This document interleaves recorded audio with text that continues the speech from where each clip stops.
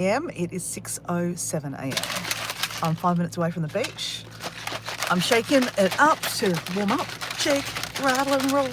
Now, I don't know what I'm doing at the moment, but I'm getting hit with a lot of copyrights because, anyway, you just don't play music in the background of your lives because you get caught. And I didn't get a strike, but I did get a copyright. But anyway, that's another story. So normally what I do is I put the radio on, play radio roulette. Ready? Catching Mabel. Okay, let's go. Trying to find a good new song.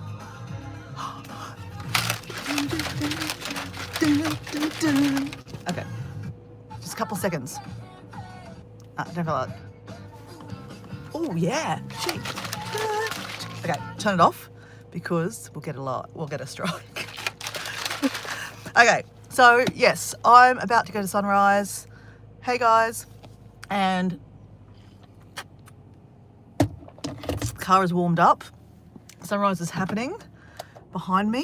You can see that behind me. So I'm going to put you down. Let's see what happens when I put you down. I think it'll be fine actually. Okay, we'll open the sunroof so you can have a bit of view. I'll talk to you because we can't actually hold the phone here in Australia. You're not allowed to. So yep, so I'm in southeast Queensland and we're going to go down to the beach in Redcliffe. I just turned the live on early because I need to warm up the car. It takes a little while to get people on the live, and if I just get down to the beach and turn it on straight away, you guys miss the sunrise. So I'm just thinking of you guys. Hey, I think I see Kelly. How you going, Kelly? I can't actually see what you're riding because I'm driving. I'll do my typical turn my live on before I get to the beach. Oh, there's a bit of cloud in front of me. So basically when I pull out of my driveway, I can't see the beach, but I can see the clouds on the beach. So I think we're gonna have some clouds. Damn it. No, we might see sunrise. Oh look, I don't know. It's always like a surprise, right? But when I woke up, I had such a great sleep, guys. Woke up and I was like so excited. I ran out the front of the house and I could see the beautiful glow, the first light. Oh, so nice. So I woke up at 5:45. Don't know what happened this morning. My body clock just woke up. My alarm is set I didn't even set my alarm. My goodness. What is going on with my body today? I think that means that my body clock is good because I went to bed last night, on Sunday night, at 9 o'clock, which is pretty unheard of for me. I normally go to bed about 10:30. And then I have to wake up with the alarm. And then I want to press snooze. But yeah, I need to get to the beach to see the sunrise. Because sunrise is getting earlier by the minute. I don't know if you guys recognise, but my lives are getting earlier. Because normally I'd go live about 6:45 in the middle of winter. And that was when the sun was rising. It went to 6:30 last week. It's now 6:15, the sunrise wakes up. It is 6:11 a.m. on a Monday morning. Woo-hoo! It's cold, it's cold. It's cold. How are you, Kelly? How was your weekend? Oh, it's still your weekend actually. It's Sunday evening for you. So guys, do you think we're going to see a sunrise? Do you think we're going to see a sunrise?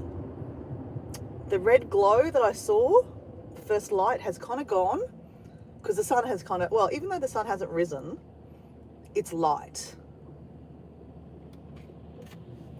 So it's going to be like a Kinder surprise. Surprise, there's a sunrise. Surprise, there's no sunrise. It's kind of like 50-50, right? Normally, okay, we're like literally 2 minutes away from the beach. And yeah, 3 minutes away from sunrise. 6:15 a.m. is the sunrise that Google told me this morning. Because, you know, Google is the truth of all information. I'm being very sarcastic, but anyway. Yeah. My gosh, I had such a good weekend, guys. What did you guys get up to this weekend? So that when I can actually see the chat, we can talk about your weekend. and then I can talk about my weekend. Oh yeah, you're gonna be happy, guys. You're gonna be happy. It's actually a really nice sunrise. Oh my gosh, it's very pretty. It's cloudy, but it's got the pink hues. Oh, just wait till you see it, okay? Wait till you see it. So Kelly, have you gone back to work? Because I think work has started, hasn't it? Again, your summer holidays is over. Is that correct?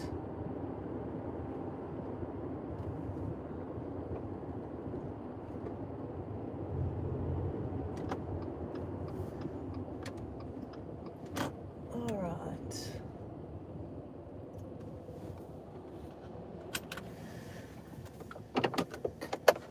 Turn the car off. Then I can. Hey Kelly, how you going? I'll show you what we're working with, okay? Look at that. Look at that. So how are you, Kelly? I'm awkwardly looking at the chat. It starts next Monday. Tomorrow kids start. Teachers start. Oh, teachers started last Monday. Kids start tomorrow. Okay, you get a week before to prepare. Okay, I don't need anything here. Oops. So I'm just getting stuff out of my back of my boot. Look at this. Okay, we've got 1 minute, guys. Hello, morning. Okay. Quickly take my bottle of water. Keys in my pockets. Oh. Hat. Sorry, guys. Not sorry. Shaking a bit, but that's okay because I'm running around trying to get stuff out of my car. Okay, guys, this is Redcliffe in southeast Queensland. Beautiful place in the world. My backyard, but not literally my backyard. Like you said, I drove 5 minutes. Someone's making a little fort with the driftwood. How gorgeous is that? How gorgeous is that? Hi, Real Man of Life. This is southeast Queensland in Redcliffe in Australia. All right. How beautiful is that, guys? Okay, the sunrise is rising right now. I'm going to put you down.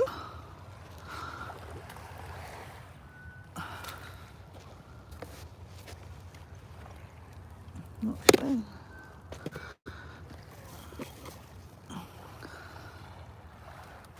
So, hello.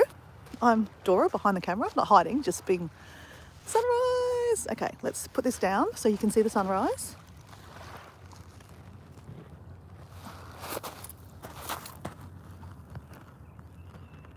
There you go. I have another phone that I capture the sunrise with because if I wait for this to download on the phone, so on YouTube, I'll be waiting a while. Okay.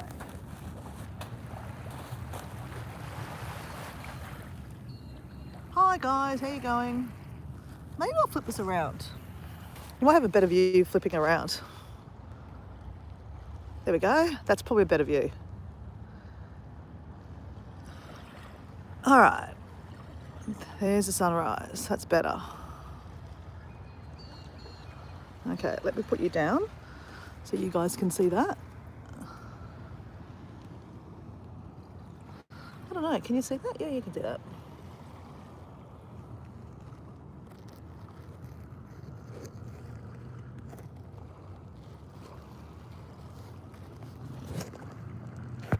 Oops, I don't know if you can see that. Hold on, let me do that. There you go, you can see that.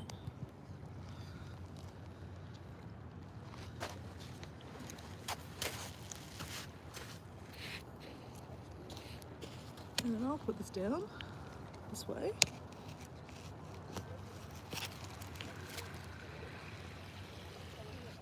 All right, the sun is rising.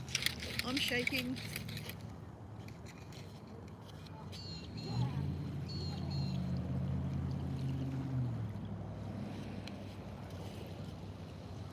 jumping for joy.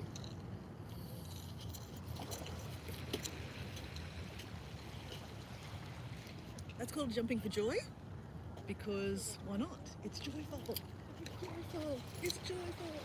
We should all be jumping for joy. Like, why as an adult did we lose jumping and skipping on the beach and dancing on the beach? Just because we're an adult now doesn't mean we shouldn't have fun, right? The sun is rising.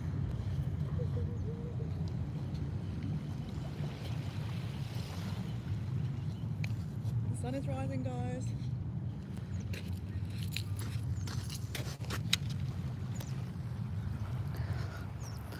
I don't know if you can see that, guys.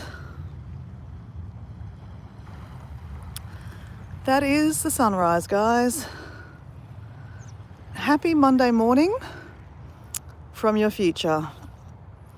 If you're in the Northern Hemisphere, if you're in the Southern Hemisphere, well, welcome to Monday morning. That is beautiful. All right, I'm putting you down for a second. You guys watch that.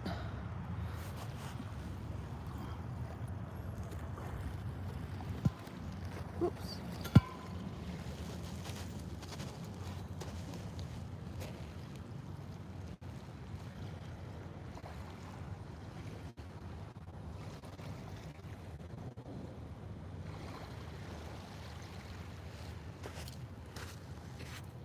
I'm just going to do another jumping for joy because I can.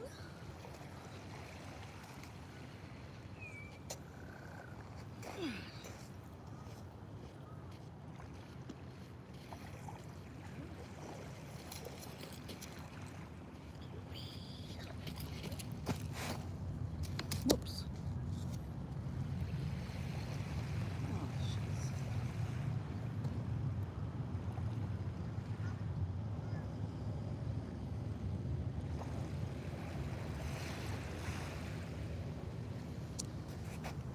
How's that? I just pressed record and it didn't record. How rude. Okay, got to do that again, guys. Okay, I'm recording. Sorry.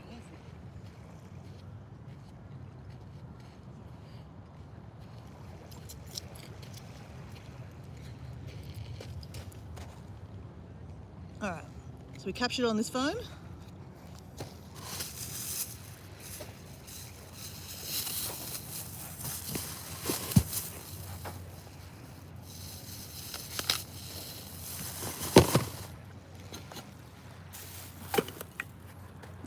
All right, how beautiful is that? Hey, Kelly, so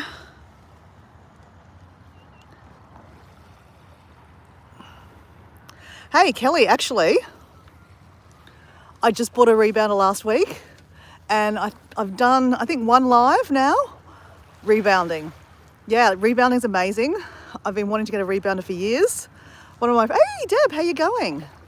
So let me turn around the sunrise because let's face it, that's what you want to see. Yeah, Kelly, rebounding is amazing. Literally, I was watching a friend's her channel, and she was talking about rebounding, all the benefits. Look, I've known for years that jumping's really good for your soul. It makes you happy. You know, like as kids, like so Kelly in the chat is a special education teacher. She works with young people with disabilities, right? And I'm sure what you see out of kids, and I'm not even talking about people with disabilities, I'm talking about just kids in general, is, you know, they have this sense of joy. Jumping and skipping and running. Okay, maybe not so much running as an adult, but like skipping and jumping is something that we don't do as adults anymore. But do you know how much fun it is jumping? You just saw me, like I love it. I love jumping up in the air. I love doing it in front of sunrise. I put my hands up in the air to kind of go, you know, thank you, universe. Thank you, universe, that, you know, I get to see this beautiful sunrise, guys, and I get to show it to you guys. You know, I get to know you guys in the chat. Like Kelly, I've got to know you. And Deb's one of my good friends. And Deb loves the sunrise. I love the sunrise. Even if I wasn't doing this live, guys, I'd be jumping for joy on the beach. You just saw what I do. Like, I put my phone down, I video it, because, like, you know, if you don't video it, it didn't happen. Now, that's stupid to say, right? Because you don't have to video it. There's many times I'm jumping for joy and I don't video it. But I have a personal Facebook, and I share my jumps for joy because it makes people laugh, it makes people smile. And I think we need more of smiling and laughing in life. Oh my gosh, guys, that is absolutely beautiful. Like, how beautiful is that sun? It's behind the cloud now, but oh, here we go. Peekaboo, peekaboo, peekaboo. Oh, look at that. Look at that. So if you're just new to the chat, this is southeast Queensland, a place called Redcliffe. Redcliffe, the beach in front of you, the ocean in front is Moreton Bay, and the island that the sun is rising over is Moreton Island. So just pan out for you. So yeah, this is Moreton Bay. So beautiful and flat. That is Moreton Island behind there. If I zoom in. This place here is a peninsula. It's called Redcliffe. It's a beautiful area. I live 5 minutes from it. So of course I'm partial because I love where I live. And guys, if you'd like to join me for a morning walk and a chat, probably more chat right this minute because I'm still drinking my green juice and watching the sunrise. I think we need more moments to kind of stop and just enjoy the moment. I know I'm holding a phone up, but that's for your enjoyment. I'm just pretending, to be honest, I could pretend that you're not here and I'm just watching the sunrise.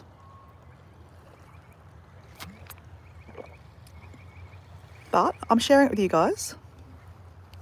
Zoom in a bit more. There you go. I'll talk more about the rebounder soon, hey, because honestly, I actually think it's not just for women. It's not just for women. Men need it too. But again, I'm not any guru. I don't know anything about anything. I'm just telling you my experiences, right, guys? If you'd like to get a rebounder, that's on you. I'm just telling you about my experiences. I only bought it last week, and I'm loving it. But you know, I love jumping on the beach. That's rebounding. It's really good for your lymphatic mode. Here we go. Lymphatic system. Do you guys know about that? Let me just talk about that. So let me just put this down, guys. We're going to do some lymphatic tapping while we're just watching the sunrise. Okay, guys? So you can do this on you don't need a rebounder. So what I'm doing is I'm tapping my collarbone. So tap, tap, tap, tap, tap, tap. Then behind your ears, you tap, tap, tap, tap, tap, tap. Well, I kind of rub like this. Because all your lymph nodes there's a lot of lymph nodes in your body. And if you don't drain them, that's when you can get stagnant and sick. Again, Google this stuff yourself. I don't know anything, okay? So tap, tap, tap. I do a little slap. And then you go under the armpits. So guys can do this too. It's not just for women, okay? I just tap that. There you go, like that.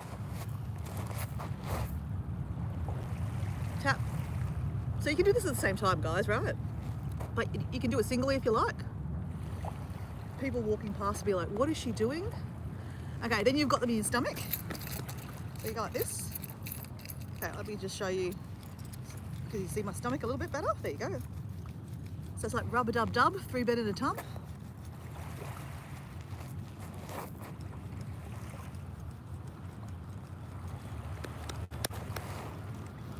Okay, now this is the weird one because people are on the beach and they'll be like, what is she doing? So our groin here.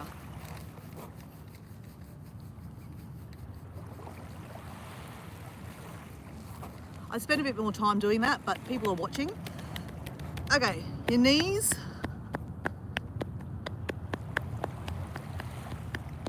So this is another way of doing lymphatic drainage if you don't have a bounce, like a rebounder. Again, Google it. All the information's online. I just got this online. And then here.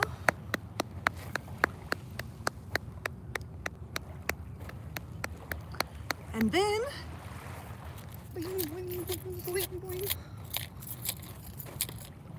you just bounce. So you don't actually need a rebounder. You can do lymphatic drainage just by that. And like, there's more tapping areas. You can like literally tap your whole body like this. Like the whole area is lymphatic, but like that's just a quick lymphatic one that I do most mornings. I didn't do it this morning, so that worked out well. So, like I said, you don't need to get a rebounder, but yeah, a mini trampoline, yeah. They're not that expensive either. Oh wow, guys, look at that. Look at that.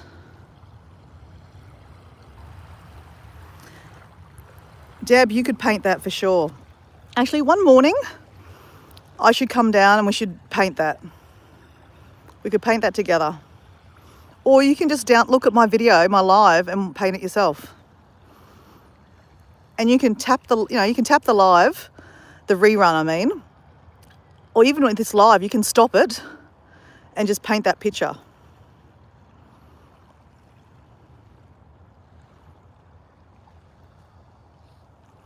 Yeah, so mini trampoline, Kelly. You can get many of them. Like I just bought a cheap one to start with because, like, let's face it, if I don't use it after like 2 weeks, it's a waste of space. It becomes like a clothesline, like you just chuck clothes on it, right? It's got one of those bars at the front, Kelly. You know, those bars that you can, hold on. So the mini trampoline's on the ground. It's got a bar that you can hold on it, so you can go like that. You don't need the bar, but I wanted the bar. You can take it off though too. So that becomes a clothesline, just saying. So that's why I went to buy a cheap one instead. So the cheap one cost me in US dollars about $32. 32 US dollars, and I got it from Kmart.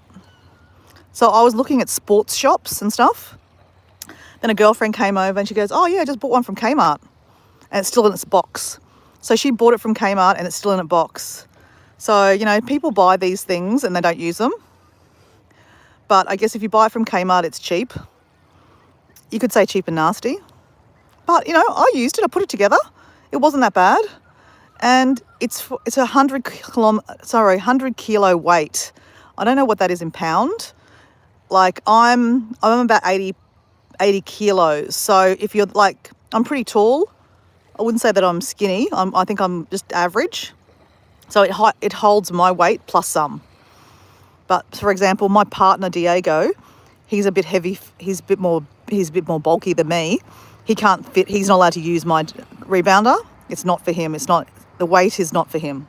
So it's only got a certain amount of weight. So it's not for like if you're a little bit more, if you're carrying a bit more weight. So yeah, as I said, look at your, you guys are in pounds, aren't you? Yeah, so you guys are in pounds. We're in kilos here in Australia. So I don't know kilos to pound ratio. But for example, the more expensive ones, you can get like 200 kilo. And 200 kilos, it means it's like a lot more stable. Meaning obviously if you're a heavier person, you can use it. So I actually would like to, in 3 months' time, if I'm still using this, I'm going to upgrade to a more expensive one and get a heavier set one so that my partner can use it. Because rebounding, while we're walking, we'll talk about the benefits of rebounding. And again, these are only benefits I read online. Like, I'm no guru, remember? I'm no guru. Don't follow me for information on exercise. Just follow me for inspo. I'm just, I'm an adventure channel. I just take you on my adventures. But I also share my experiences. So my experiences, like last week, I bought a rebounder. And I'll tell you my experiences. It's only 1 week in. But that's experience. If you want to use that experience and get one, that's up to you. But like anything, Deb, especially because you have some health issues at the moment, Deb, I would actually be asking your doctor, your physician, if it is a good thing for you. Because like I said, I don't know, I'm not a medical doctor, no health practitioner at all. But they always say, when you do a new exercise, you should actually seek guidance from your doctor or your physician just to make sure that it's the right exercise for you. So, yeah, just putting it out there because like what I might do might not be good for you guys. And what you guys do might not be good for me. So, we all have to pick our paths. But, there's a bit of responsibility on you guys to, do your own due diligence because it is your health. As I said, I'd hate someone to do something, follow me to do something. Like, for example, right, guys, the jumping for joy I just did on the beach? Like, not everyone can do a star jump on the beach. Like, for example, a friend of mine will come to the beach with me and they'll do a jumping for joy. They'll land funny and they hurt their knee. Is that my fault? Well, no, not really, because, they chose to do it. But at the same time, what I'm saying is know your capabilities. Just because I'm jumping on the beach doesn't mean you should jump on the beach. If you're way fitter than me, hey, go for it. Jump lots and lots. But just because, someone's fitter doesn't mean that they're going to have the same outcome, just saying. So just, I'm putting it out there because, everyone's experience is different. Hey, I think I see my friend Susan, High Country Homestead. Hey, Susan, how you going, mate? How's your sunrise this morning, mate? Welcome to Monday morning, hey? New week, new possibilities, new adventures. For Susan, new adventures on her farm. So, guys, I think we have Kelly in the chat. Kelly is, I think you've met Kelly before. Kelly is a special education teacher from the east coast of the States. We have Deborah Warwick, my friend from Spring, Texas. And Susan is my friend, Highland Country Homestead from Victoria. She's a fellow Australian. She just lives like down the road, around the corner, over the bridge, over another bridge, over a long drive, and a long drive. And then I get to Susan's house. So Susan's not close.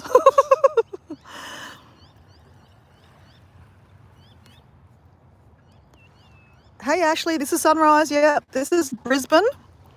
It's 6:35 a.m. on Monday morning. Ashley, welcome to your future. It's beautiful and bright.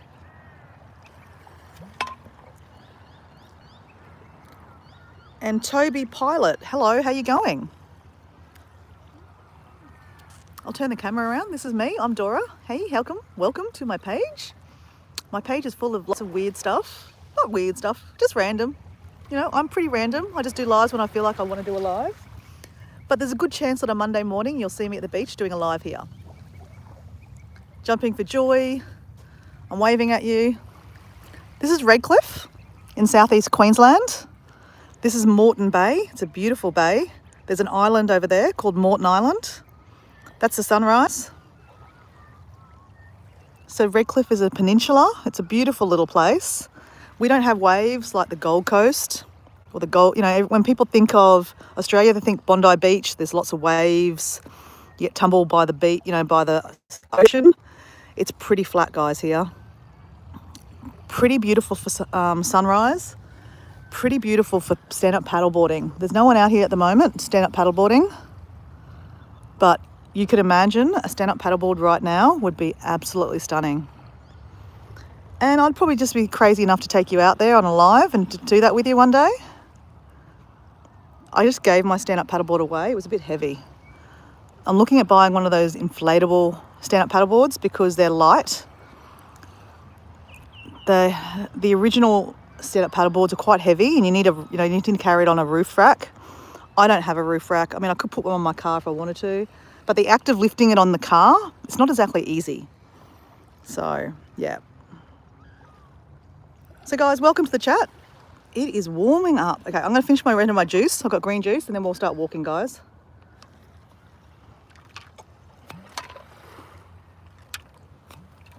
And then we'll talk about the rebounder, okay? I'll give you my experience in 1 week of using the rebounder. Again, it's only a 1 week experience, not much. But as I said, my experience could be completely different to your experience. So just keep that in mind. Okay. Do what you want. Exactly right, Toby. I do exactly what I do. I do what I want. All right.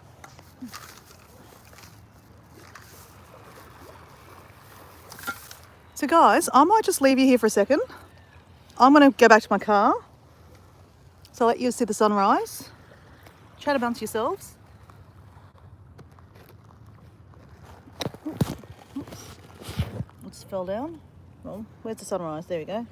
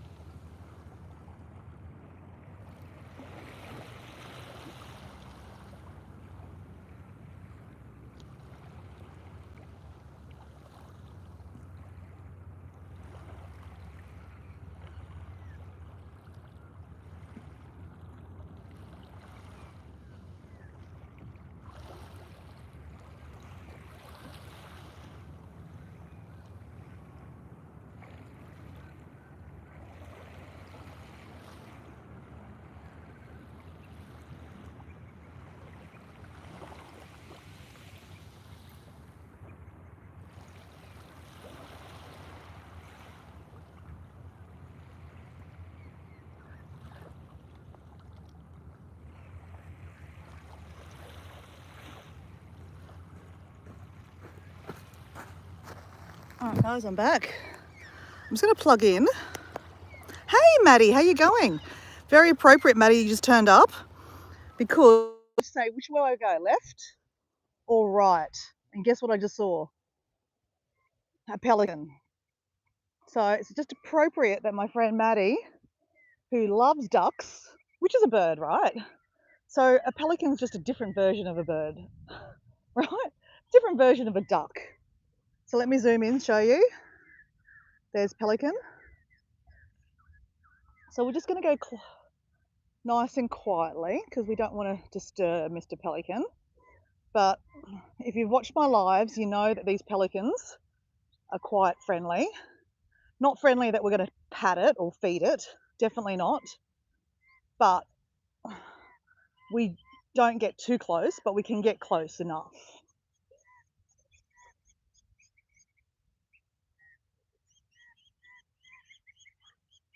Yes, they're your flying ducks. How are you, Maddie? Sorry, I've actually missed your live lately. Have you been doing lives? Okay, so we've got a bit of a Mexican standoff, guys. You've got a bird over here. It's yapping away. And you've got Mr. Pelican. And then you've got some seagulls. So there's something on the beach here. There's definitely something on the beach. Oh, what is on the beach there, guys? See there? I don't know, there's something like literally on the beach. What is that? Oh no, it's just water. What is that? Oh, okay, guys, I see what's happening here. There's water trickling down from, literally trickling down. Look at that, guys. The water's literally just about to make the land. And there's Mr. Pelican. Oh no, there's something in there, guys. There's actually something in there's something in that. I don't want to scare away the bird, but there's obviously something in, you can see something jumping up and down, and they're eating it. And that's why the seagulls are there too, because seagulls, they just eat everything. I don't know, there's some kind of bird, some kind of animal. Maybe they're just like little fish or something, guys. I could get closer, but we don't want to scare the pelican. So just because I'm inquisitive, see, he's like, get away, get away. Oh no, maybe he's threatened by my voice. Wait on, watch this, guys. Oh no, what's happened? I might step away, guys, because I think maybe he's threatened by me. I don't want to threaten a bird.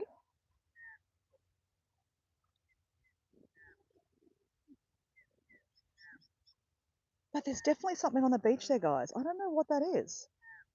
Can you see it jumping around a little bit? There's something there. And the pelicans, all the seagulls know about it. That's why they're hanging around. So seagulls are just like, you know, they love fish and chips and random stuff on the beach. So there's definitely something there, guys. Okay, I think we'll just step away a little bit more. We just don't want Mr. Pelican being upset. There you go. We're a safe distance now, guys. Here we go. There we go. We'll go back.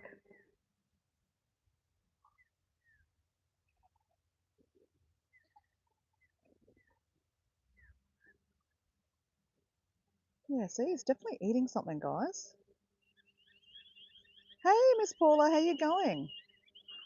I don't know what's on the beach, Miss Paula, but there's something jumping on the beach there.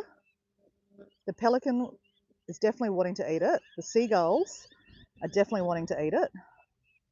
So, Miss Paula, the sun just rose. It was so beautiful. So, Miss Kelly, Miss Deborah, Toby, I think, all got to see the sunrise on this beautiful Monday morning here. And Susan, actually, Susan's in the background there too. I think Susan didn't. Susan might have been lurking in the background. She would have seen her own sunrise because Susan's in Australia time. Okay, what is going on, guys? What is that? Okay, here goes the seagulls. No, maybe they're too big for the seagulls. I don't know. Okay, I'm too inquisitive, guys. I need to go check it out. I'm just gonna go quietly. We don't want Mr. Pelican to get upset. But there is definitely some. Oh my gosh, there's little fish, guys. That is exactly what they're all after. They're little fish. Look.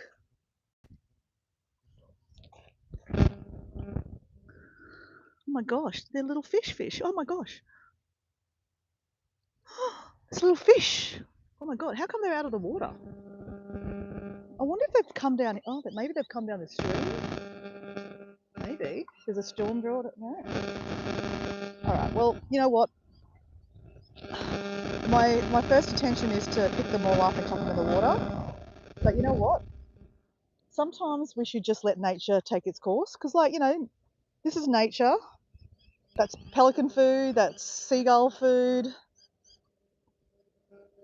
Or you could say, maybe, Dora, you should go pick up the fish and chuck them in the water because then they'd become other people's foods. But I just think sometimes in nature, we should just let nature happen, you know? Like, that's, look, Mr. Pelican's eating little fish. I've never seen little fish like that on the beach like that. That is so random. See that, guys? Oh, that bird was trying to get. The pelican's like, that is my food. Get away. Oh my gosh, this is so cute.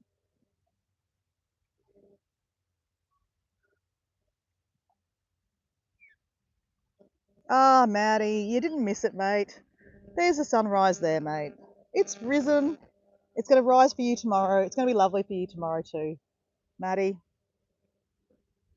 Yeah, I know. It's poor fishy, I know. Yeah, no thanks. I'm not going to taste a fish.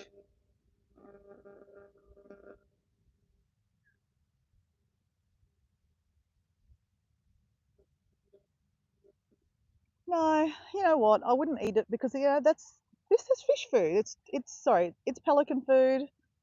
But that's pretty cool, guys. I don't know why the pelican's not eating more of it. I don't know what's going on. Like, do you reckon maybe the pelican's guarding it for the rest of the pelicans to come? Because there are more pelicans here. Normally, they're more up there. So I wonder what's going on. What's going on, Mr. Pelican? Why aren't you eating all the fish? Why aren't you just letting the pelicans eat it? Sorry, the seagull. Here we go. Here comes the seagull. Here we go. Ready, ready, ready. Getting closer. Here we go. Here we go. Here we go. Let's go. Oh no. We've got. Oh, there's some. See the stirring up of the water. There's some fish in there. I'm surprised the pelican's not got his beak in there. Maybe the pelican's actually full. Maybe there's a lot of fish in there already. Oh, she's trying to get, trying to get the bird. Oh, that's so funny. You know, watching animals in the wild, it's kind of like watching humans in the wild, right? Just humans, because like even though they're different animals, different birds, it's kind of like people are different, you know, faiths and different skin colors, different countries, different beliefs. Kind of, and we're snapping at each other, aren't we? Anyway, my channel's not about politics or anything like that, religion or anything like that. Keeping it nice and light, but just kind of telling you, like, it's interesting that we can watch mannerisms of animals, like this pelican snapping away at birds, going, you know, that's mine. Oh, here we go, guys. Ready? Watch this. Watch this. That's a magpie there. Quick, quick, get it, Maggie. Get in there, Maggie. Go on, Maggie. Quick, quick, get it. See, maybe because they're alive, maybe that's freaking the birds out a bit. I wouldn't think so, but anyway. What's going on? Go on, get some. Oh, Mr. Pelican hasn't come over yet. This is interesting, guys. So maybe this is interesting. Like, this is like sharing of cultures, and I don't know. I just wish the whole world would get along. And it doesn't matter what religion you are, doesn't matter what skin color you are, doesn't matter what country you're from, what you believe in, that we can all get along. That's my hope and dream. I think that's everyone's hopes and dreams, right? And I think when you watch animals, sometimes you can see that happening. Like there's different animals together eating. Maybe not this morning. This morning we're only seeing a magpie. And, you know, maybe, look, Mr. Pelican. What's going on, Mr. Pelican? I reckon Mr. Pelican's full. Okay, Mr. Pelican's coming up on the water. Guys, I could stand here for hours watching pelicans. I think you know that I love animals. Like yesterday I did a live.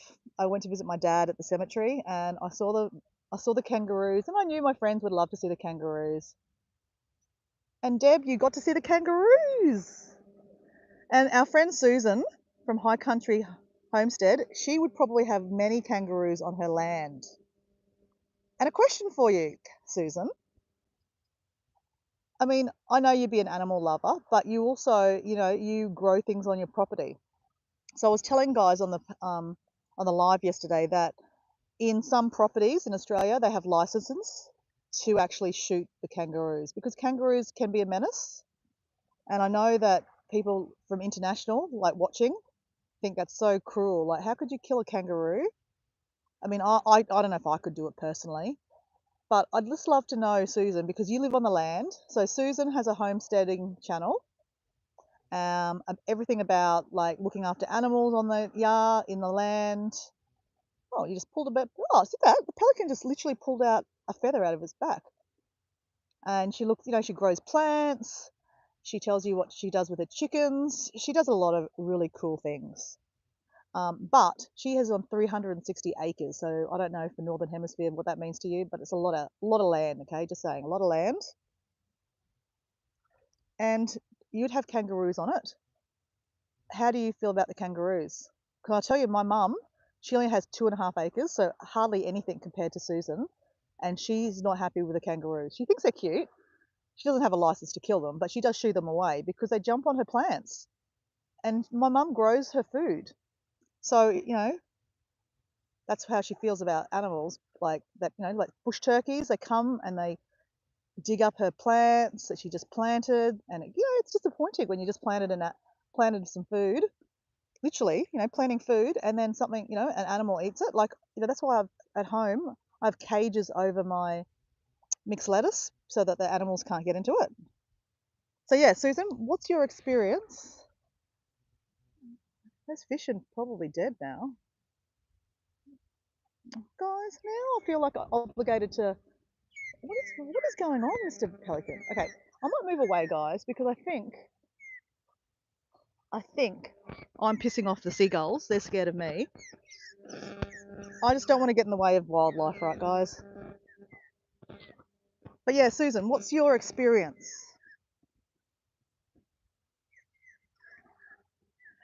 Yeah, well, I did see the pelican eat them. He put his beak down and picked them up. Okay, because they're not eating them, I feel like I should actually chuck them in the water now. I feel really bad. Oh, they're all dead now. Bloody hell. That one's still alive.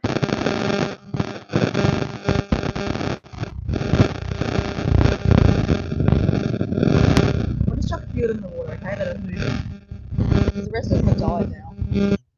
Oh, whoops. But again, I don't want to get in the way of, this is just human behaviour. As in, sorry, not human behaviour. It's animal behaviour. I'm getting in the way. Let the birdies get them. I saved a few guys, okay? Alright, well, we're walking up this way now.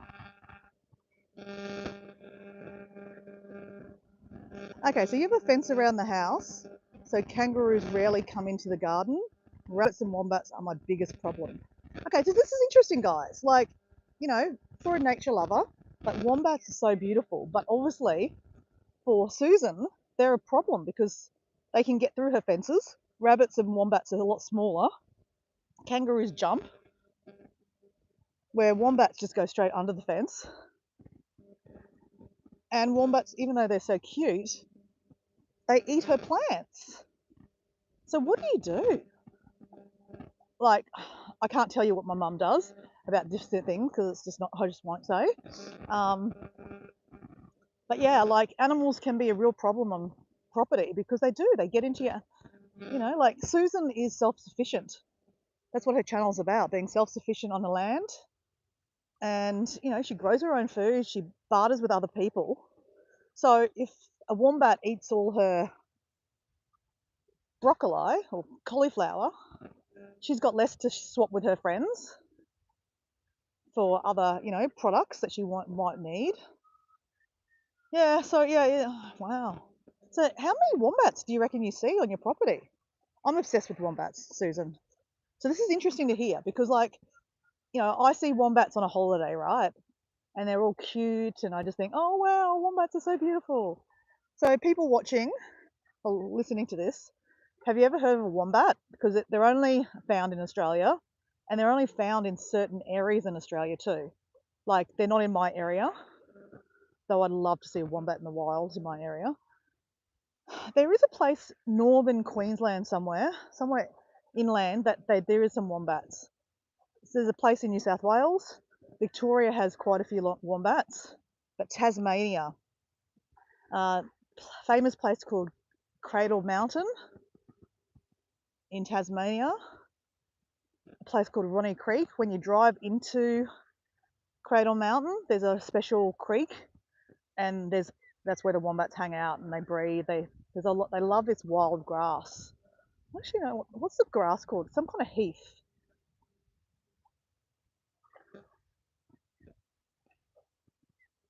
Oh my gosh.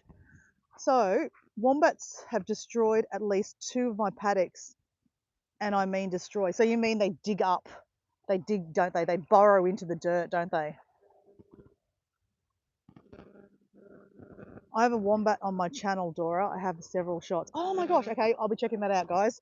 So, guys, if you're interested, you should definitely check out the wombats on High Country Homesteads page because I'm definitely after this live going to be checking out the wombats. And I'm like the way I say I'm checking them out because like I love wombats, but for Susan who lives on the land, completely different scenario. I'm thinking cute, fluffy little things. They're gorgeous, but for Susan, they're menaces. They like dig up her land. Her land is important. Like you grow stuff on that land, and if they're digging it up, then that poses problems. And like Susan wouldn't be wanting to use chemicals. That's the other thing. She doesn't want to like chemically kill the wombats because if you chemically kill the wombats, you're also putting that chemicals into your garden or into your dirt. And then if you grow stuff in there, well then you're eating that. So it poses a problem.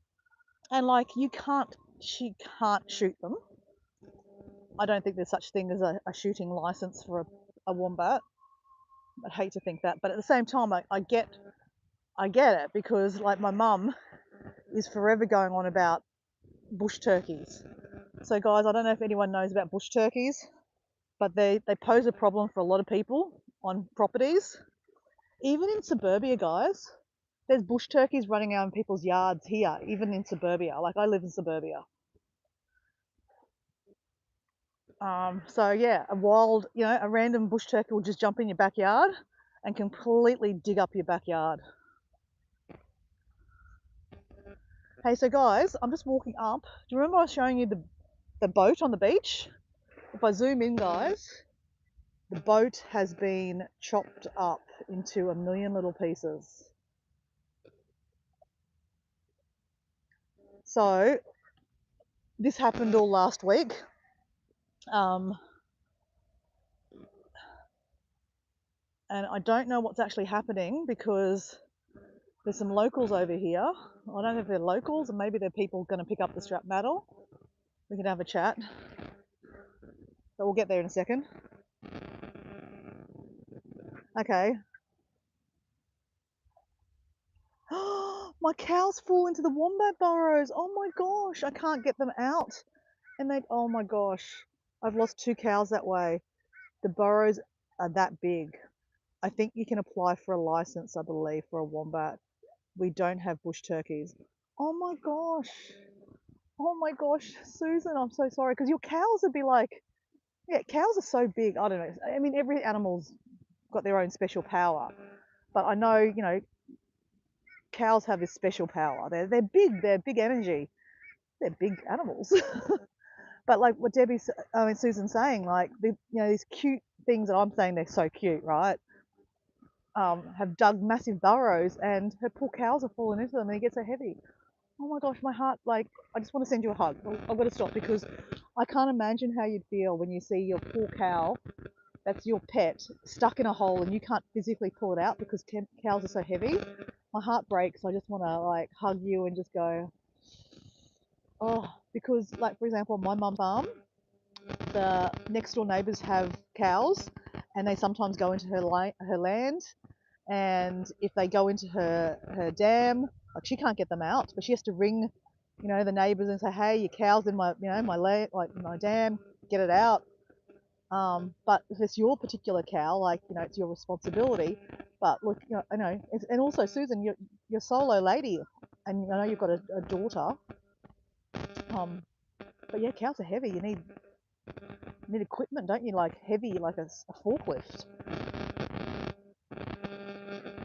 Thank you for sharing that, because it's a really interesting angle, because like I was saying yesterday, like people look at on my live yesterday with the kangaroos, everyone was like, oh my gosh, they're so beautiful, and like there was joeys and the tummies and the pouch. I mean, any animal's beautiful, right? But I guess it's in, like anything, in moderation, right?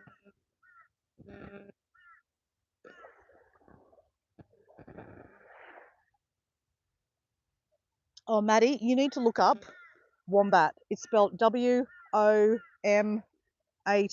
Wombat? No, did I spell that wrong? Oh my gosh. It's up here somewhere, wombat. Yeah, WOMBAT. So, wombat. Very interesting animal. There's nothing to do with a bat. They're just a very interesting animal.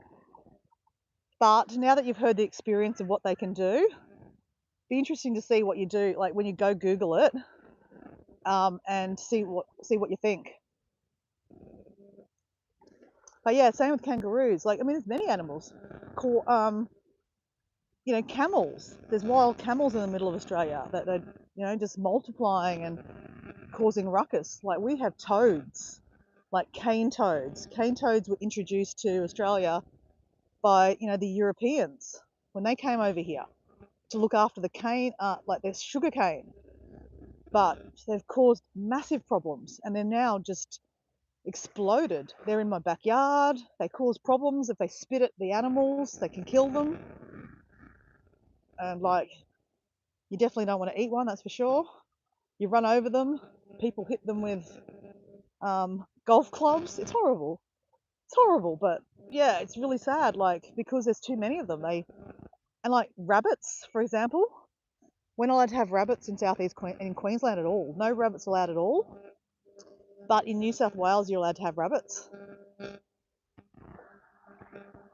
Wow, guys, people are literally just taking the rubbish off the beach here. When I say rubbish, we're talking about that boat. Remember last week we were looking at that boat, guys? That's what's left. So a guy from a homeless shelter from another region, he helps out with the homeless shelter in another region. He came over with like his tools and started taking apart the boat. So it's amazing. So if you guys look at my last couple of lives, if you don't know what I'm talking about, you'll see the boat that basically was stuck on the beach. Oh, actually, here's the guy that actually done it. Wow, he's there. All right, we'll get to talk to him again. I'm not going to show you, I'm not going to put him on the live or anything like that, guys. I'm just going to talk to him and put the camera down. But man, he's been busy. Wowzers. So he'll get paid for like the scrap metal for this.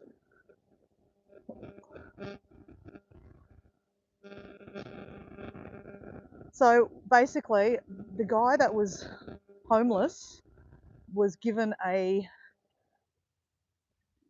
kind of motorhome, and he was living behind last week, but he's not there anymore. So I don't know what's happened.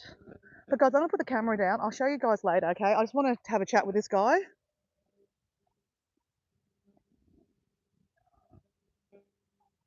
Oh, okay. Everyone check out that latest short of Susan. She's put the link there.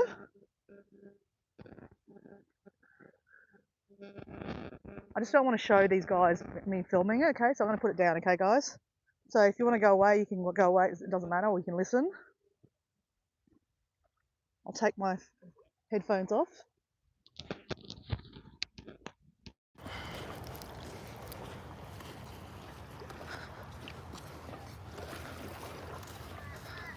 Because I generally care what happened to this guy.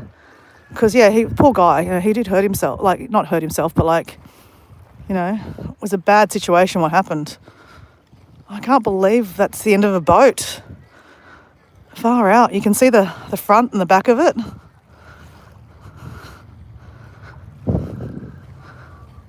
Okay, I'm going to put my phone down.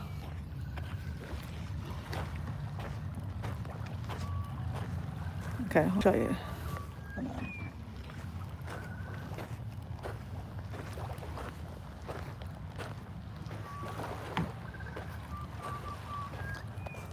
Guys, that's the end of the boat. That's the front of the boat. Wow. Remember it was called Dolphin? Wow. It's amazing.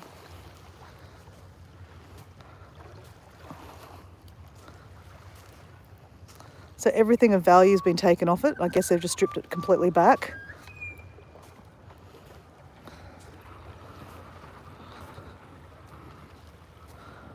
Oh, and his boat's still there. That little boat there was his. They've tied it up because that's of some value.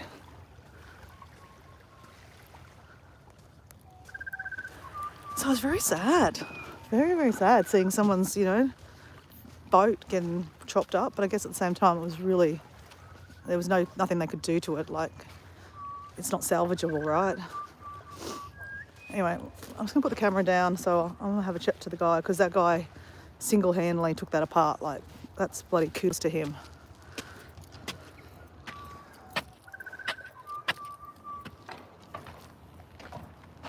Okay, guys, I'm just put you down here, okay? Because I don't want to see the guys that see that I'm actually filming, okay? I'm not going away, I'll come back. Oops. There you go.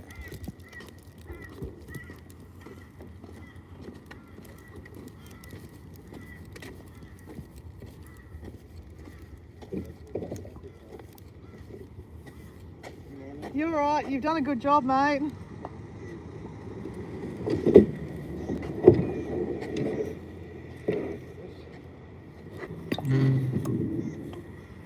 Has Ben gone, has he? No, he's around. But he's not in that house anymore? Or that... No, Ben? they took that back. They needed it. Bummer. That's all right. You've done a good job, mate. Bloody hell. Ben's in the unit up there. Oh, okay, that's good. He's I know he's not well. yeah, no, he's doing a lot better. Oh, good. I think because you guys are helping him. Well, They need a bit of help. something's come really good out of this. Oh, good. There's a lady helping looking after him. She's got a heart of gold, Oh, and he's not calling a girlfriend yet. They've got Oh. separate rooms, and they're taking it slowly. Slow. And good. Because he's a nice guy. He's He a really is. nice guy. He's just, had some hard luck. yeah, I've worked in mental health for the last 10 years, and semi-retired, well, retired sort of. Yeah, you told me you worked for the big guys. I helped the guys at Flourish? Norris Street Norris Street, yeah. and Emmanuel City Mission Town as Yeah. well. So yeah, he's getting there. At first he wouldn't do anything, I know. and I was thinking, why am I here? But it doesn't matter. He needed someone to step Yeah. in there, yeah. You've done a good job. Yeah, there's So another- what's going to happen, like, There's another guy coming with a trailer. Oh, good. I expected just to go and get one of my friends to come down with his truck, but now he's telling me he's too busy, and it's Oh, like, dear. obviously he doesn't want to help. Oh, But no. that's my thoughts. He might be busy, but I have to see him this morning about another job, or it might be later. It might not be this morning. But yeah, I just thought he'd come down here to load his truck up. Okay. But I've also told him we'll pay for the tip, because once you get, they want Yeah, money. Oh, that's nice that you guys will pay for the tip.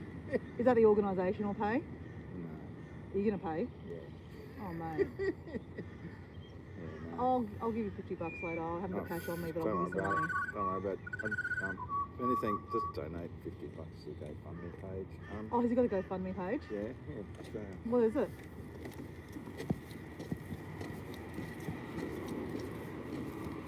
Oh, I'm really glad to hear that there's a GoFundMe page. Because, oh, here we go. Okay, right. Oh, it's up to about excellent. $720. Oh, good. Okay. All right. Well, I'll do And that. yeah. Will that money go towards pulling that away too, or you'll pay for that yourself? Doesn't matter. Okay. We've been rewarded, like, just. Are you help- Andrew? Yeah. Oh, okay. Just by helping people. Yeah. That's how I was brought up. My parents run a voluntary first aid station on Morton Island for over 40 years. Oh, okay. Helipad's named after them. Oh, okay. And I was living in my boat. I bought a boat, a yacht for my boys to live on. Yeah. My wife has terminal cancer, so she's in another place, in her brother's place. Yeah. And we're not welcome there anymore for Oh. various reasons. But Okay. I've got a colostomy bag, and she can't handle it at the moment. We're supposed to have a reversal operation by now, but it looks like it's been put off for next year. So, Okay.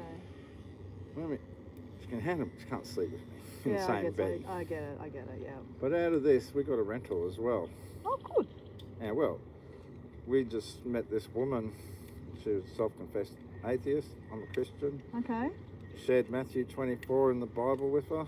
Yeah. And she's like, opened her eyes up to a few things, and then she has mental health problems as well. I listened to her for 2 hours, and then she said, well, you've done all this for me. What can I do to help you? And she said, I said, no, nothing. I've got to get my wife a new car and a rental. She said, I've got a rental. So we're talking to her at 1:30 in the morning till 4 Yeah. at 7-Eleven. We've got a really nice rental. And there was all these stipulations that she wanted, and we marked every one. It was like, we're supposed to have this place. She wanted someone with no furniture. Oh, okay. She wanted someone to look after the place. She wanted someone that could give her a bit of money in rent in advance. Okay. She wanted someone to come in and set up her house and get rid of all this furniture. She's got Lots of stuff, eh? furniture to furnish 6 houses, I think. I can't see it because it's packed to the roof. Hmm. And then she goes to me, I want to give it to this guy, but I don't know who it is. I don't know how to find out. I said, who's that? She just said, it's a man and a dog.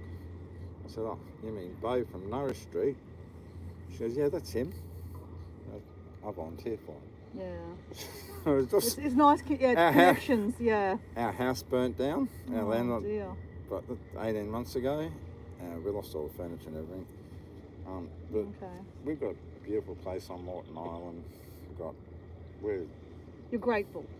we've There's got many- lots. there's we've lots to got, be grateful. We've got lots. Well, that's good, mate. So lots of good things. So But yeah, honestly, just what helping Ben out. You've done an amazing job. And we're going to yeah. help Ben to buy a boat, Another boat? as well. Oh, yeah. good. Okay, well, all Because right. there's 1,000 kilos of lead in the sand down there. Yep. And the scrap price is about, I don't know what it was. It was What is that anyway? a keel. A keel. There's 500 kilos of lead under I was that. wondering why it was still there. Because it's Yeah. so heavy. Yeah, you got to dig it out Oh, shit. Okay. and get it. Get it in. Okay. But no, I've been on council to take his hand, not doing anything. Okay. I've written to them, I've rung them. Oh, dear. Thinking actually making a barrel boat. I'm going to go and buy some barrels. Okay. Lift this up with an engine crane, which I got. Okay. Make a barrel boat. And- Tow it out with my boat, Okay. and then take it to the ramp, and then we can. Then you ramp can to get it in. Oh my gosh. You're a good person. You are such a good person. No. So yeah, no, we're You're doing a really nice Getting thing, there. Andrew. You really are. getting there. And I hope Ben So- is, I'm sure Ben is grateful. Yeah, I could have got about 6 girlfriends out of this. I'm not kidding. Oh, well.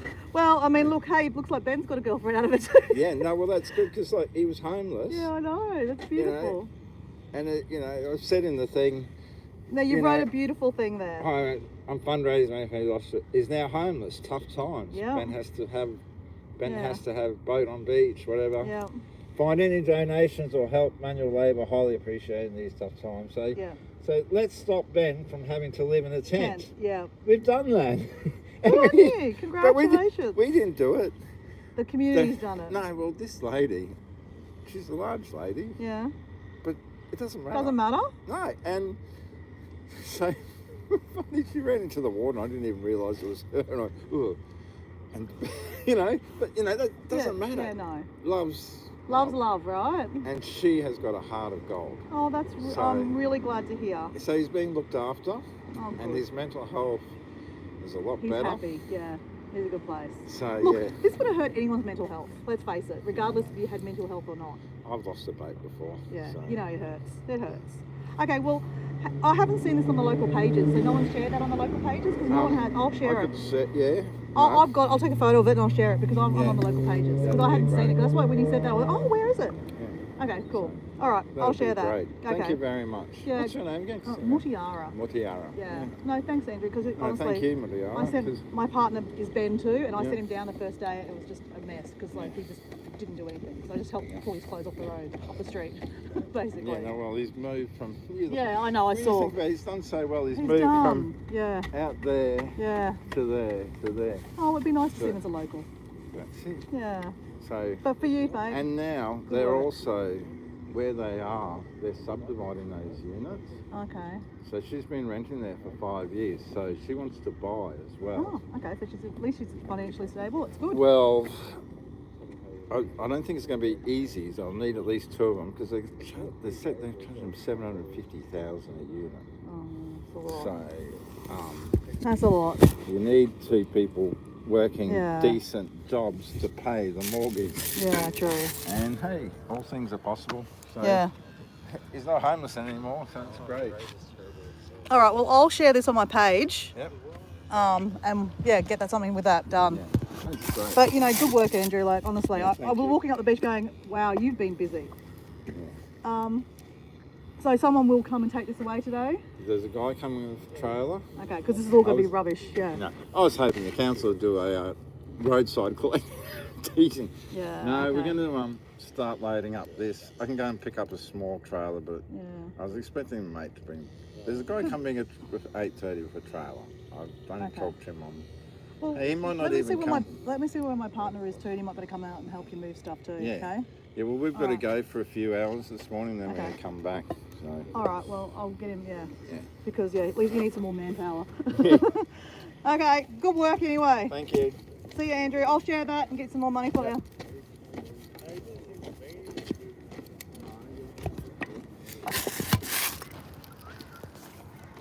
All right.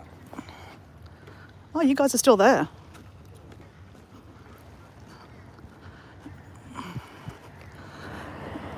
So there's his boat. Someone actually stole his outboard motor too. This is what I'm saying. People can be really shitty people. Honestly, that's why people like animals so much, I think, because people can honestly be really shitty people. I don't know if you heard any of that, guys, but the short of it is, it seems like the guy that lost his boat is a pretty happy guy now. He had some mental health issues, guys, and sounds like a lady's helped him, and they're starting a budding relationship. Hey, that's nice, Love's love, right, guys? And I think sometimes if we give people a bit of love and caring, it can go a long way. Just proves that.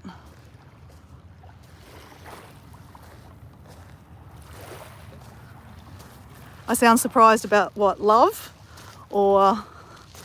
No, honestly, guys, I am surprised because he was in a really bad place last week. And I didn't want to talk too much about his mental health because, I thought it's his business. But at the same time, I'm really glad he's happy. He's doing well. That's good. But that guy Andrew, what a trooper. Did you hear? He's got a colostomy bag. And he's literally single-handedly, he's got his boys there helping, but he's been, cutting it all up. It's a lot of work cutting up a boat. Bloody hell, good work. Anyway, there's a GoFundMe page. It's on $600. And it's interesting. The community posts from the locals, they've not actually captured that yet. So I'll share that on the community post so people can donate. But, people are weird. Not everyone wants to donate money. That's okay. Everyone's in different situations, right, hey? But, if I had my wallet in my car, which I don't, I know I have a $50 note, I actually want to give that to Andrew because Andrew's going to pay the tip money. Like, when you take stuff to the dump, you're only allowed a certain amount and then you've got to pay extra for it. So, he's paying for that out of his own pocket. So he said he's a religious guy, that, he's got a lot of positives out of helping this guy. And isn't that beautiful? Like, helping someone, he's got a lot of positives out of it. And, he could easily be at home dwelling on the fact that he's got a colostomy bag and his wife's got terminal cancer. He's got a lot going on. It actually makes me want to do more. It makes me think that I should do more in the community myself than, walking along the beach, holding the phone, doing a live on a YouTube channel, which, I'm only playing with at the moment, but it kind of just, it breaks things down into life is simple, right? What's important? Just makes me think. There's some really good people in this world, and it breaks my heart that, there are also some really terrible people in the world. Someone stole that guy's, the homeless guy boat. They stole his outboard motor. How rude is that, right? Oh, that would have, yeah. Oh, God, that's shocking. People are assholes.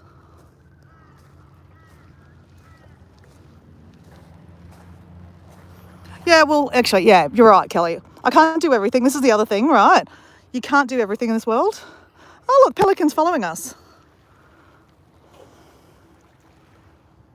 There's Mr. Pelican.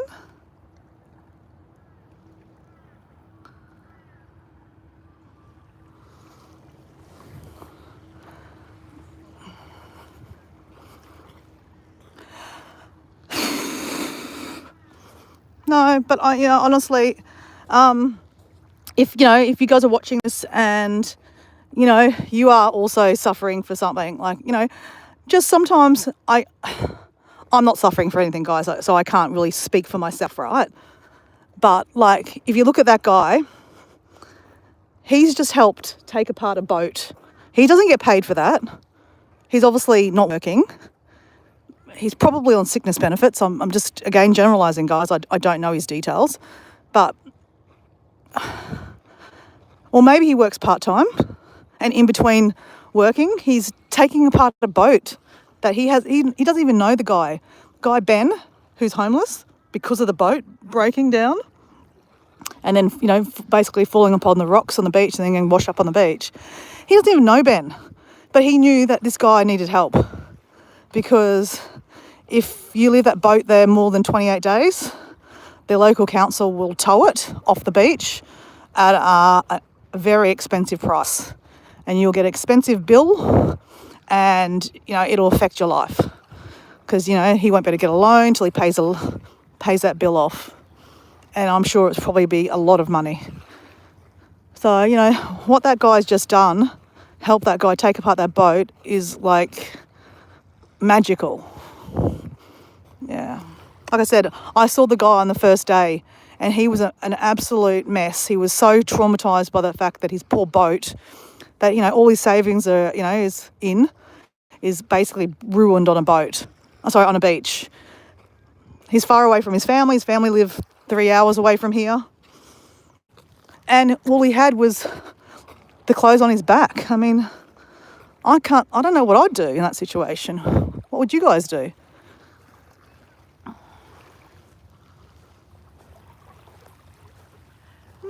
Kathleen, how you going?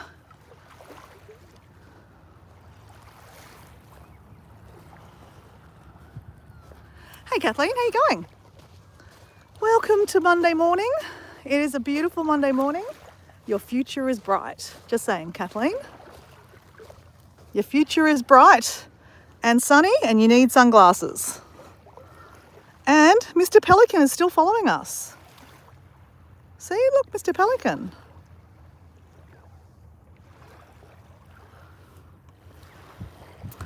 Honestly, this water looks so beautiful, guys. Look how beautiful that water is. So if you're just new to the chat, this is Southeast Queensland. This is Moreton Bay. Beautiful place in the world. There's a lot of beautiful places in the world, but obviously I'm biased because this is my backyard. It's my local beach. It's the peninsula of Redcliffe. And Redcliffe has a few different suburbs in Redcliffe. Like this is Margate, just here. And if we kept on walking, like last Monday, I walked with you guys, we walked over to Woody Point, which is on the other side of that peninsula. And where I started the walk is Redcliffe. And you keep on walking that way is Scarborough. So lots of little suburbs in the actual peninsula of Redcliffe, and I live in one of the suburbs of Redcliffe. So I live 5 minutes away from this beach. So I try to, on a Monday morning, get down here. Some mornings I get down here. If I have a big weekend, I'm probably not likely to get down here.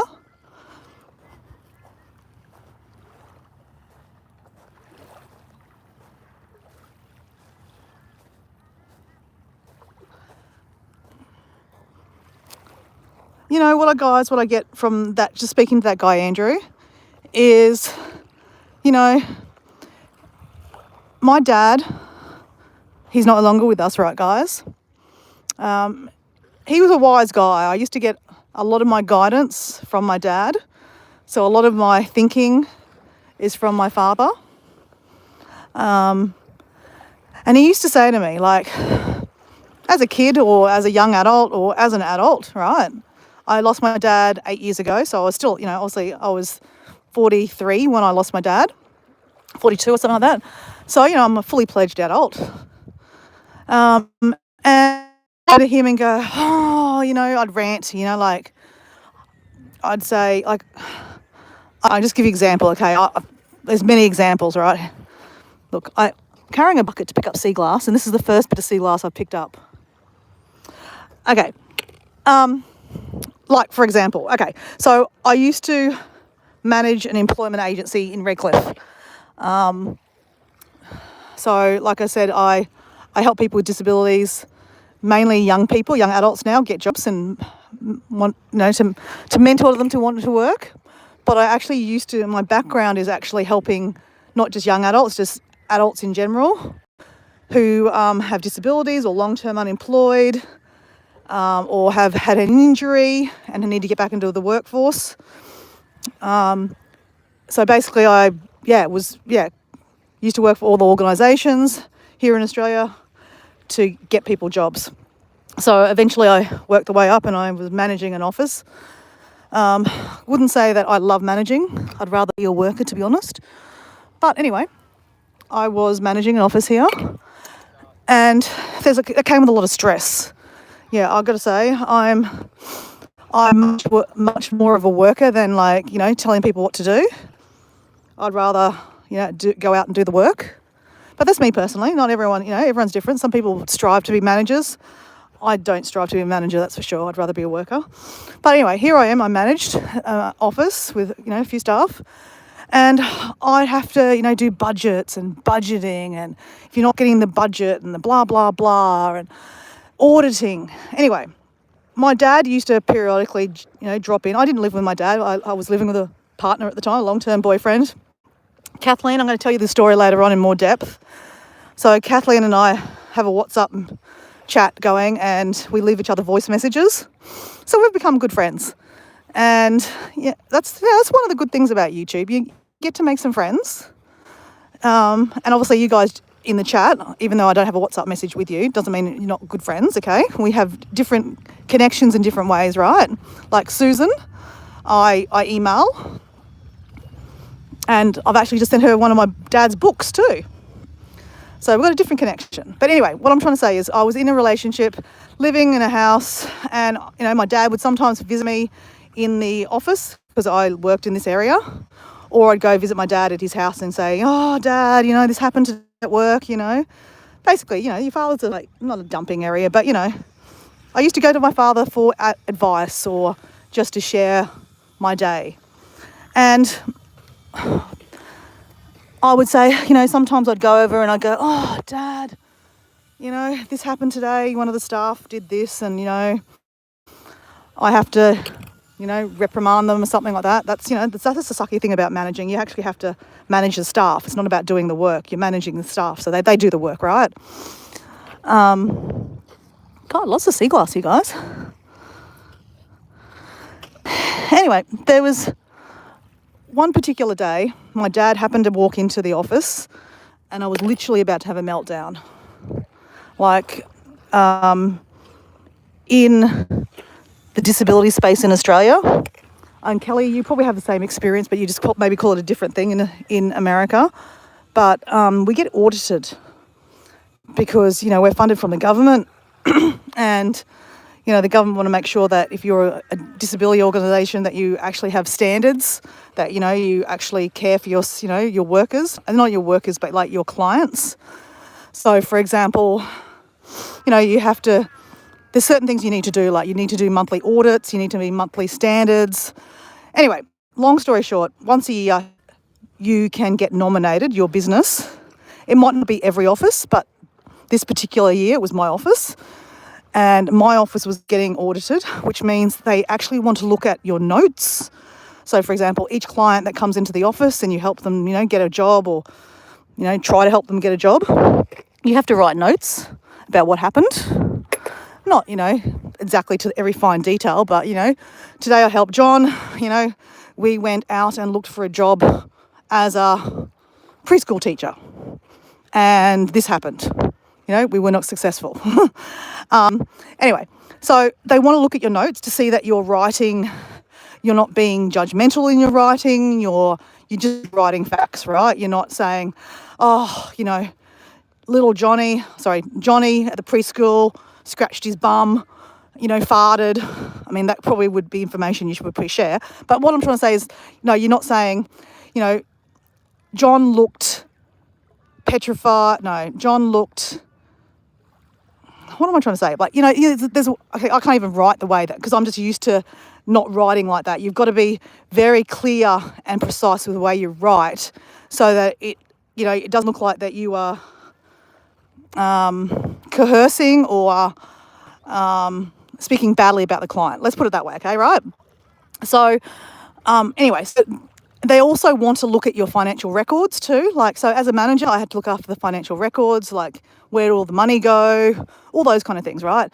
Not that I did anything wrong with the money, guys. I wasn't stressed because I, did anything wrong. But like when someone's a government organisation come in and they have to go through your fine details, it is stressful. And like you guys know a little bit about me. I'm not exactly a stress head. I'm pretty happy in life. So I'm not exactly a very serious kind of person. Like auditing is very serious. Like you're dealing with government people. They're very serious. They don't tell jokes.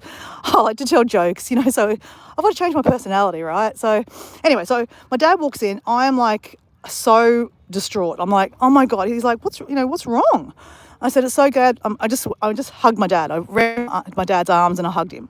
I'm a 40-year-old lady running into my dad's arms and going, Daddy. I didn't say that, but I'm just trying to say. But it was nice that my dad could come there and he was just there for me for that moment, right? I'm very lucky to have that. Not everyone has that kind of relationship. But I said to my dad, he goes, what's wrong? And I said, I told him. He said to me, Mutti, because as I said, my name is Mutiara. My name is not really Dora. You can call me Dora because that is my alter ego. Many people in my life call me Dora, but my real Christian name is Mutiara. And my dad used to call me Mutti. He would sometimes call me Mutiara if I was in trouble. But when he started hugging me, he goes, Mutti, there's no big deal. You've done nothing wrong. It's not like, you're covering up a crime. That's, you might be really stressed if you're covering up a crime, right? And you're about to get audited. He goes, but look, put it in perspective. You get to show how good of a job as a manager you do. And I said, Dad, I don't do a very good job as a manager. He goes, yes, you do. You do a good job. You just, don't particularly love the job. He goes, but, you're doing a good job. It's a good experience for you. But, I think sometimes it's the way you look at things, right? And I don't know where I was going with this conversation. But I guess I'm just trying to say is that, you can flip a conversation and you can flip a thing. Like another thing that my dad would always say, like I used to always, as a child, be falling over the place. I'm quite tall and lanky. And as a young kid, I was very skinny. So I'd fall over a lot. It's probably why I have a bad knee now. But anyway, I'd fall over and hurt my knee and I'd go, oh, Dad, my knee hurts. Oh, my God, I don't want to go to school. My knee hurts. And he'd go, come on. It's not like you broke your leg. Like some people actually have real problems, Mutiara. That's what he'd say. He'd go, some people have real problems. Like, they're going to get their knee amputated because their knee is, full of cancer. Then you can stay home. And I'm going, okay, fair call. My knee's not that bad. And then I'd go to work and I'd go to school and be fine, right? But I guess that's my point, right? That guy that we just met on the beach, he has his own issues going on. He's got a family. I don't know if you heard most of that conversation, but, he's not even living with his wife at the moment because of some issues they have. And it's because of his health. He's wearing a colostomy bag. But here he is on a beach helping a stranger take apart a boat. Do you think he's mulling over his life? He said to me, he goes, oh, yeah, I'm supposed to be getting a reversal on my colostomy bag. But, that hasn't happened yet because our public system here in Australia is, it's overworked and it's hard, things get moved along and, it's a long wait to get some stuff done in the hospitals. But is he crying? Is he carrying on? He's getting on with his life. He's actually on the beach helping another person. Nothing to do with him, a stranger. I think that's I don't know, I can't even put a word on it, but it makes me want to cry. It makes me just think that I am going to cry. The world is full of a lot of shitty things. and, even the people in this chat, we can all have our own issues, right? Personally, I know, Deb's having her own health issues, some quite serious issues that she's been in hospital. But I guess what I'm saying, Deb, is, and I don't know Deb personally very well. I only know Deb in the chats. I have said to Deb, send me an email so that, we can converse in email. Actually, Susan, are you there? Can you put my email address in the chat? And I'm probably going to end up with a whole lot of random emails here. But no, but I'm just specifically want to put it in there for Deb. I mean, you guys can find my email. It is in the bio if you needed to email me, but I'm not asking for spam. But I guess, Deb, I know that technology is not your strong suit. And I have said to Deb a few times, you can email me because she wants to tell me some stories, and it's hard to tell stories in chats, right? And plus in comments, because it is open to everyone to read. Some things are personal. Not everyone wants to say things in person, on these lives and chats.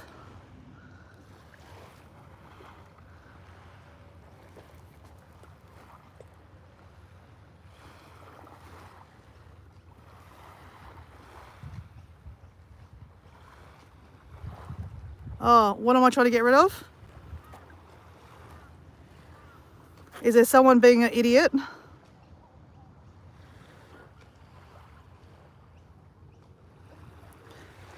So, Susan, you're a mod. You can get rid of people if they're being cheeky.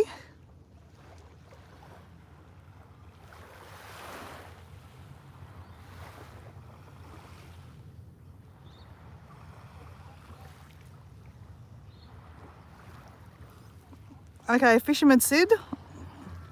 I don't always look at the chat, guys. Just saying, I'm telling a story.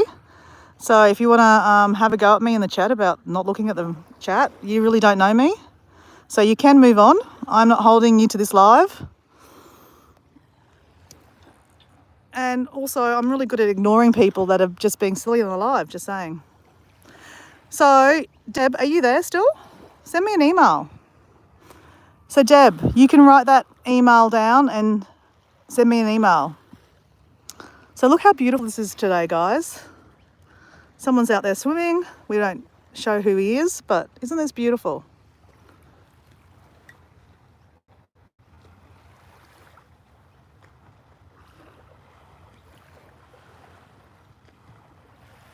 And guys, sometimes I'm talking, but I can't actually read the chat that much. So if you've got something really important to say, you just say it again.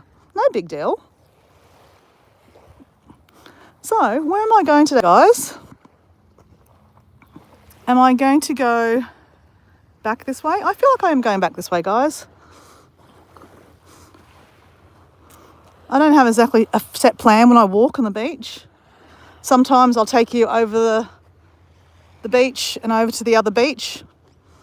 But this morning I feel like reflection, guys. I just feel like it's a reflection day today for me. Actually got the day off, guys, with my job. One of the young adults that I work with, he had the flu. So for example, I took everyone all my clients on Thursday to the Brisbane show, and I did a couple of lives from there. If you're interested in seeing that, there was an interesting live about snakes. So if that floats your boat, about Australian snakes and how to handle them. Don't be scared of them. It's a really good video. I met the guy that was doing the presentation. It's called Venomous Snakes of Australia. Anyway, I asked him if I could do the live first. Ooh. And he said, yeah, no problem. He goes, the more people that see, read about or learn about snake handling, the better, we'll be safer. Because a lot of people think about Australia and they think that's really dangerous, that, everything's going to kill you here. But it won't.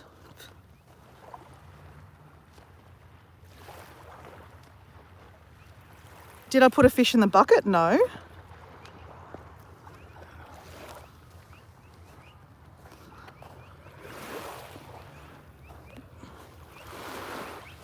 So, Susan, you know that obviously I made you a moderator. Actually, I make a other people in the chat a moderator too, because that way. So I've made Kelly a moderator, because people that are in the chat quite regularly, they know me. Deb's a moderator. Kathleen's a moderator. Kelly, you're a moderator. So if there's someone, saying not nice things in the chat, you can get rid of them. I trust you guys. And you guys know that, you know, a lot of the time I'm ranting and then I can't actually see the chat because the sun is in my eyes. So, I don't know what's going on this morning, guys. There's a lot of birds out here. I don't know if you can see this, guys. There's a whole lot of seagulls up here. And the seagulls are around the 2 pelicans over here. So there must be a lot of fish out there today.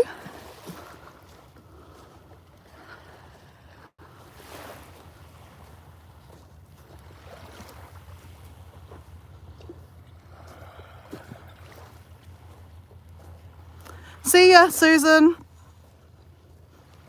Gotta go feed your animals. So guys, do you want to just put that short, drop that link to the short again, Susan? So everyone can see your wombat short, because I'm definitely going to be after this live seeing the wombat short. Hey, Holly. How you going, Holly? How you going?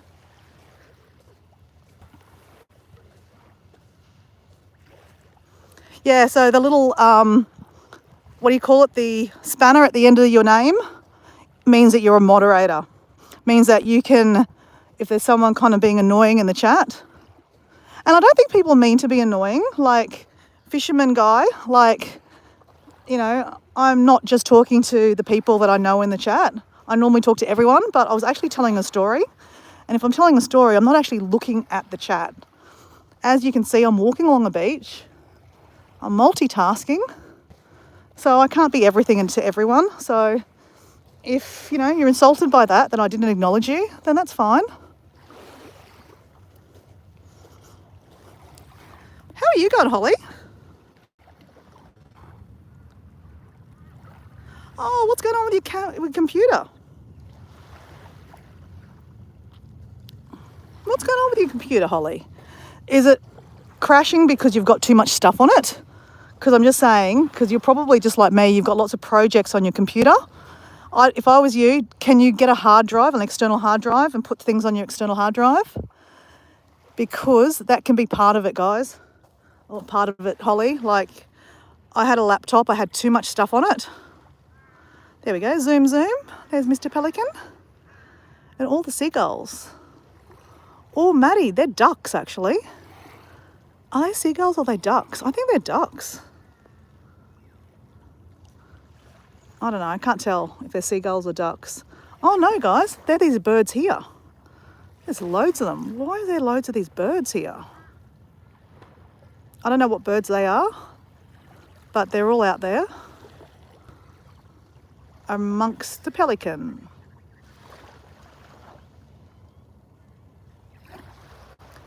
Yeah, but what I'm trying to say, Holly, is do you have a lot of stuff in the memory? Because your computer can crash because you've got too much stuff in your memory. Like the cache is full. Like, do you know what that means? Like your internet search can be full. But I'm going to guess, like, again, I'm not a computer person, right? I'm just giving you ideas because I've had this happen to me, that I've filled my memory up on the computer with too much stuff, like videos and footage, like, because you know, you make a lot of videos with your art videos, that it can get too full and it just wants to have a Barney at you.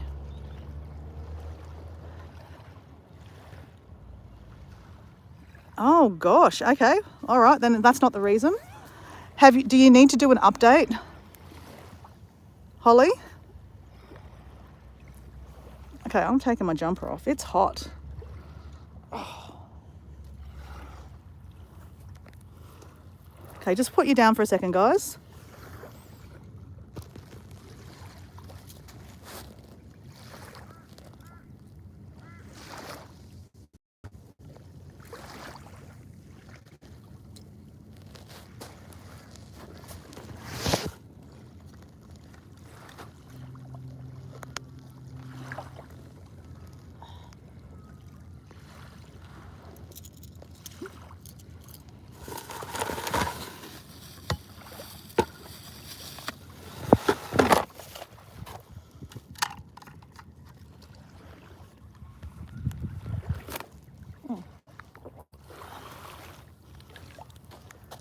Actually, what happened to my headphones? There we go, headphones. Let's put these headphones back in.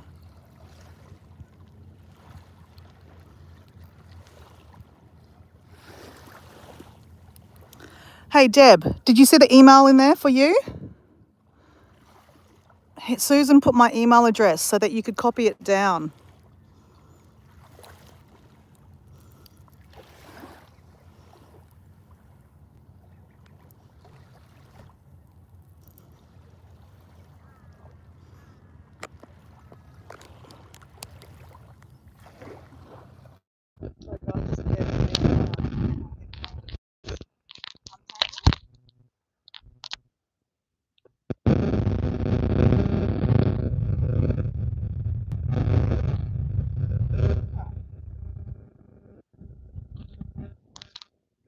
Right, guys, can you hear me? Can you hear me? Can you hear me? Can you see me? Hey, Holly. Hey, Deb. Who else is in the chat this morning? Deb. Susan's gone. See you, Susan. Kelly, are you still there? Hello, Kelly. Exmar. How are you going, Exmar? Are you going to do a cartwheel? Exmar, I did a jumping for joy when I first started watching the sunrise. There was about 3 of them. If you rewind the live, you'll see that. And Fisherman Sid. I don't know if Fisherman Sid's still there. Gaz, 52.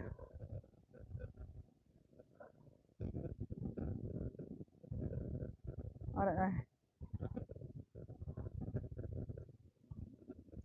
Kathleen, are you still there? How you going, Kathleen? So Gaz, you know Scarborough and Woody Point. How do you know Scarborough and Woody Point, Gaz? So guys, I'm just catching up on the behind chat. Sometimes I do that, sometimes I don't.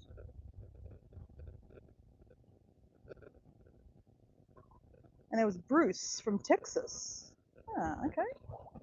All right, guys. Well, okay, Deb, look back. You'll see Susan wrote my email there for you so that you can send me an email.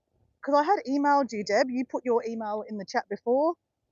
And yeah, I've sent it to you and you haven't seen it. So I don't know what's happened. But yeah, if you send me an email, my gosh, guys, why are all these black birds on the beach? This is really unusual. Maddie would love this. So Maddie must have gone already. Look at that. Look at all these birds. It's so unusual. Okay, Deb, there's the email again for you. Susan's still there. Susan, go do your thing.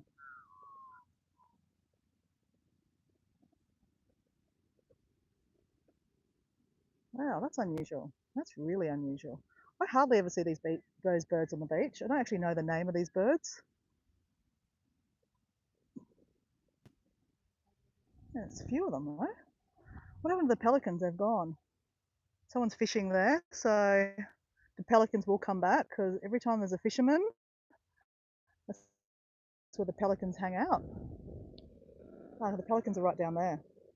All right, well, let's keep walking. Gotta go say hello to the pelicans again. We'll give these birds a bit of a wide berth so that we don't scare them. Oh, how interesting is that? They're interesting birds. Does anyone know what kind of birds they are? I'll zoom in so you can see them a little bit better. Anyone know what kind of bird that is? Paul will probably be on, or he's lurking in the background. Paul, do you know what kind of bird they are? They're a very cool looking bird though. And look at that, there's a couple of seagulls in the middle of them. I love seeing animals working, like different animals together.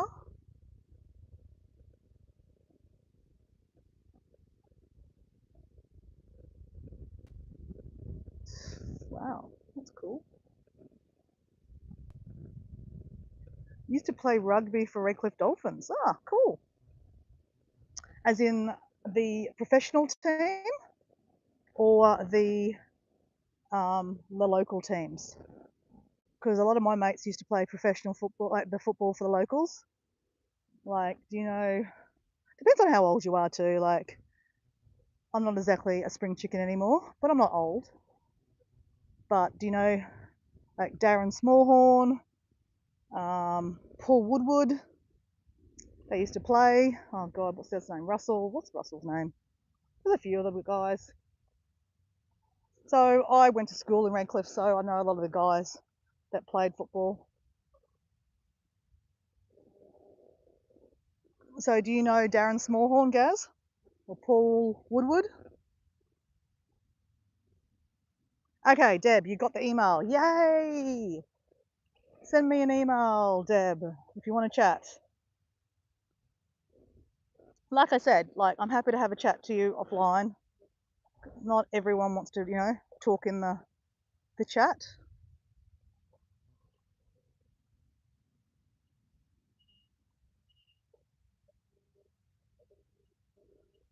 Ah, there you go, Gaz. What's your last name, Gaz? I mean, obviously, do you know me? Do you know me? Do you know me? That's so weird if you know me. I'm a local girl from the area. I went to Clontarf High. I went to Kippering State School.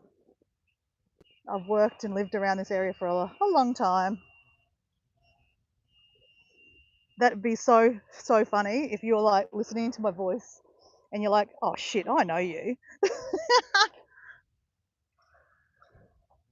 That's from a bottle, probably a beer bottle, guys.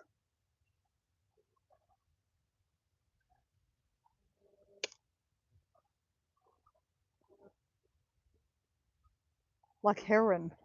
Yeah, I don't know. I really don't know.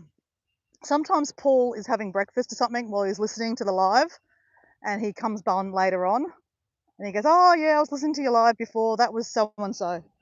So you know how Paul knows everything, man. Paul's our little walking encyclopedia, and if I need to know something, I'll always ask Paul to Google it for me, or he already knows it. So we're just talking about my friend Paul D. Australia. He's from Victoria, the island of Phillip Island.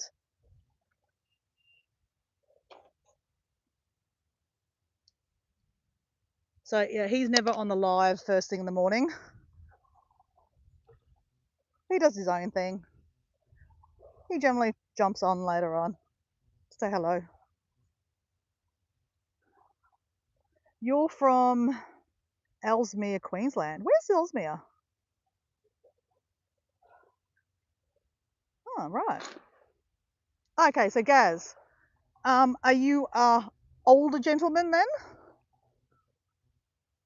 Did you play with like the Pedros, the Pedro Senior, or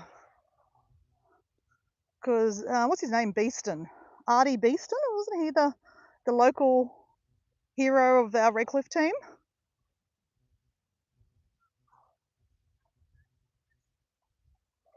My father-in-law used to play for Manly professionally, but I don't need to mention names there. Don't like to tell full details of my personal life because, yeah, some things need to be personal, right? Okay, so we've got pelicans coming up here, guys. Oh, we've got 4 pelicans. Deb, you're gonna love this. We have 4 pelicans.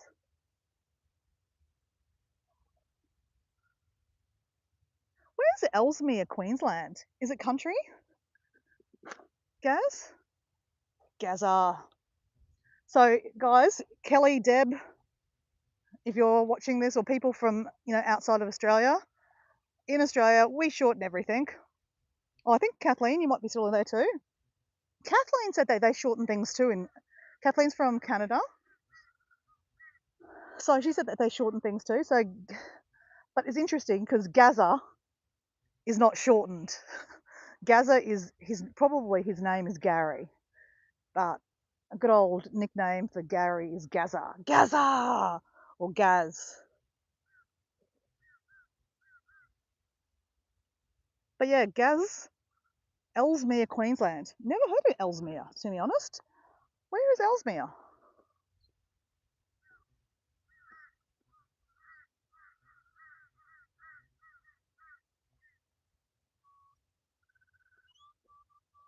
Reese Walsh, done okay from Redcliffe.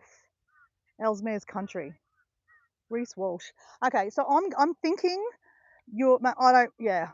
I'm thinking you're probably in your 30s because I wouldn't have known those guys. I'm 50, so a lot of the guys that I know that played for Redcliffe, they were just about a year older than me. So Paul Woodward and Darren Smallhorn and Russell. What's Russell's last name? There's quite a few guys that used to play for Redcliffe. And then obviously now Redcliffe actually has their own professional football team, the Redcliffe Dolphins. But apparently they lost last night. I don't actually watch the game very often. Here we go, guys. There you go, Deb. That's for you. Mr. Pelican. They're kind of cleaning themselves. God, it must be cleaning themselves morning because these ones over here are cleaning themselves too.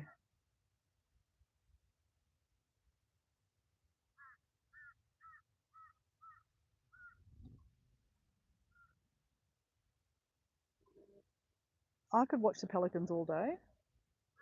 Like I could literally just sit here.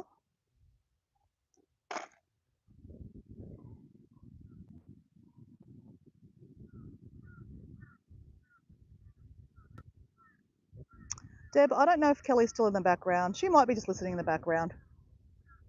She was on at the start, so she's probably busy doing things. I don't expect people to watch the whole live. That's a long time to be on a live. Look at that. What's up, Duck? How you going, buddy? Scratching all the fleas or the mites.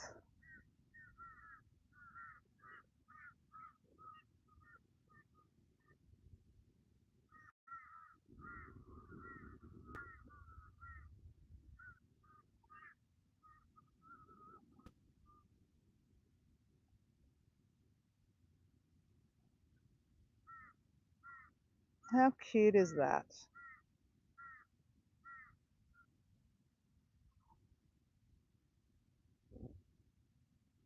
To me, that's just gorgeous. Bloody gorgeous. Cannot get enough of pelicans. They're just so cute. Look at them. How crazy. Their necks can go 360 degrees, like, poltergeist wise.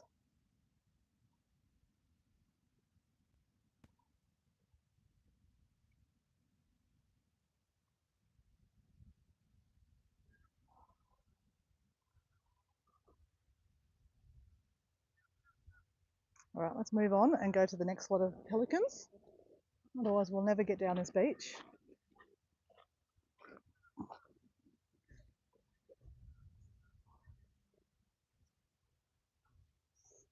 It's very fishy down by that ramp. So there might be some smelly bait down there. So I think the pelicans know that I'm coming now because they've stopped doing their little scratch. Oh, no, here we go. Let's just stop here. Hey, Mr. Pelican.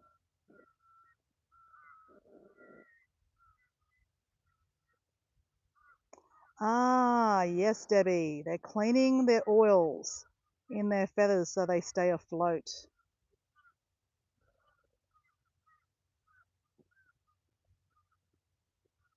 Ah, so Ellesmere is near Kingaroy. Ah, okay, right. My partner is from Roma. Their family all played football. There's a big footy community out Kingaroy, Roma, Toowoomba. Obviously, country boys play football, right? No, city boys play football too, but I think country boys, a lot of them play a lot more football, right?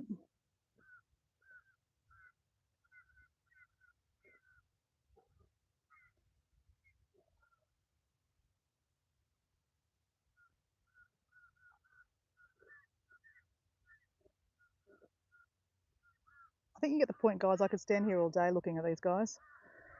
But then I would never get anything done, right? So Deb, so I'm not ignoring anyone in the chat, but obviously Deb knows me quite well. Deb, I bought some seedlings yesterday. That's why I was coming home from, oh, that's a nice angle. guys. I'm obsessed with these guys. They are so cute. Look at their little eyes. That's a better view.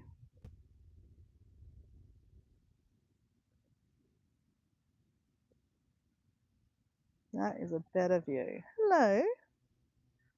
I know. I'd never go near you closer. I mean, I wouldn't get closer purposely.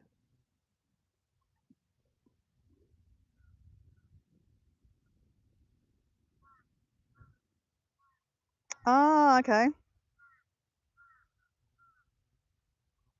So, Gaz, can I ask you how old you are? Then I might be able to tell you someone that you might actually know.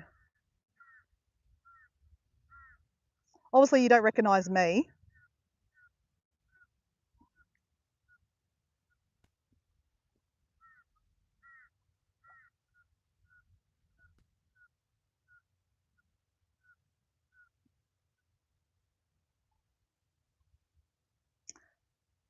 Okay, you're 56. Okay.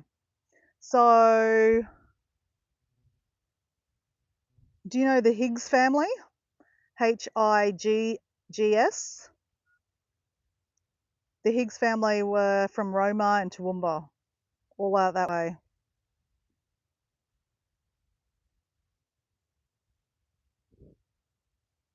All right, so you actually played professional football. Okay. So my partner's last name is Higgs,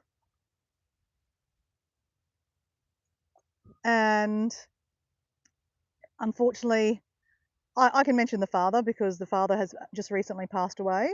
But Daryl Higgs used to play football. Do you remember when the Souths used to play? So there used to be a South team for Brisbane Souths, with Artie Beeston and who else? Mel Migna, all those guys. So Gaza, yeah, Daryl Higgs is actually my father-in-law. He used to play professionally for Manly then too. Is it Manly or oh no, Seagulls? Seagulls. Oh my God, Seagulls. Linda. No, my name's not Linda.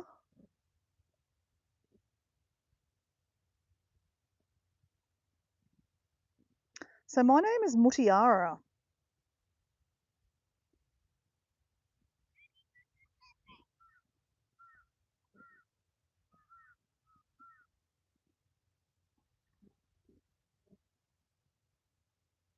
Yeah, I reckon tomatoes will grow for you, Deb.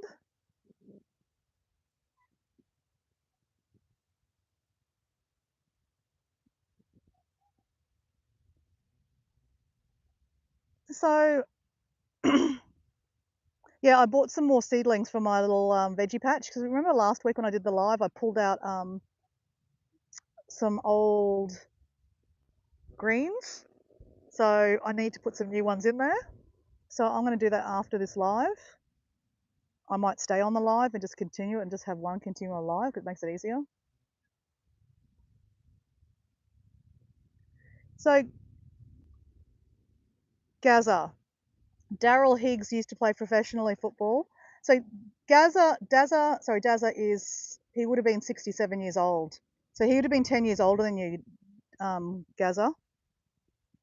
But if you're in the football community, you would know Daryl Higgs. He was affectionately called Dazza, just like Gaza, Dazza. But I wasn't around when he played professional football. That was like when we were like young, and I wasn't with Daryl's son when they played football.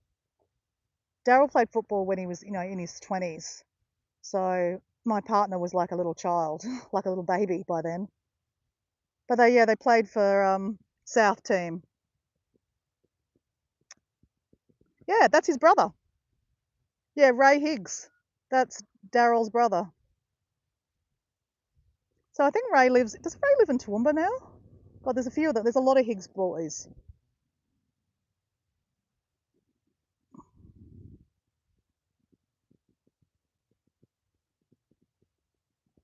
Yeah. So Daryl used to play for the Seagulls. God, I think it was the Seagulls. Is it red and white and green? Is that? I don't follow football, I'm gonna be honest, so I really don't know, Gaza. But yeah, so he passed away last year. He ended up getting early onset dementia from all the playing football. You get hit around a lot, and he got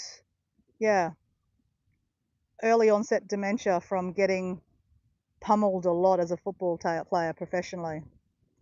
So yeah, not a cool thing. But yeah, Ray Higgs is his brother, and he played professionally too. Oh,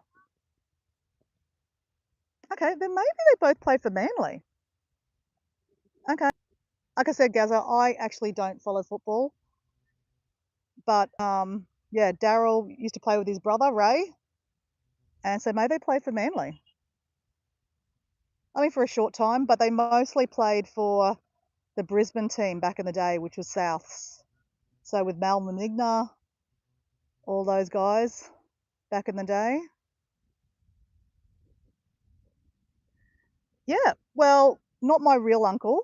As I said, I'm not married, but my partner is a Higgs boy. So he used to play football too, but not professionally. He watched his father get pummeled quite a lot, and he got quite injured when he was younger too playing football. So realised that it's probably not a game for him.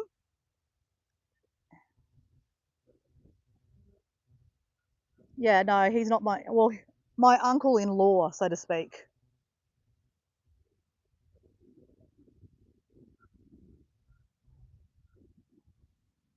But yeah, Ray Higgs and Daryl Higgs both played for professional football in Sydney. Again, they played for Manly. Again, I don't know, but I just remember there's a picture at home. They're because they won the what do you call you won the grand final, and there's a picture of him holding the grand final plaque. He was wearing red and white. Oh, red and white. Is red and white Manly? I guess so. I don't know why I thought it was the Seagulls. No, I don't know. Maybe I got Seagulls on the brain.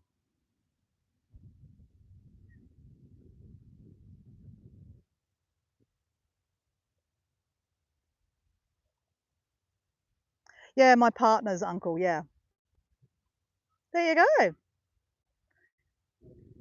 And look, I don't know them very well. Obviously, the brothers are there's quite a few of the brothers. I think there's like 7 in the family.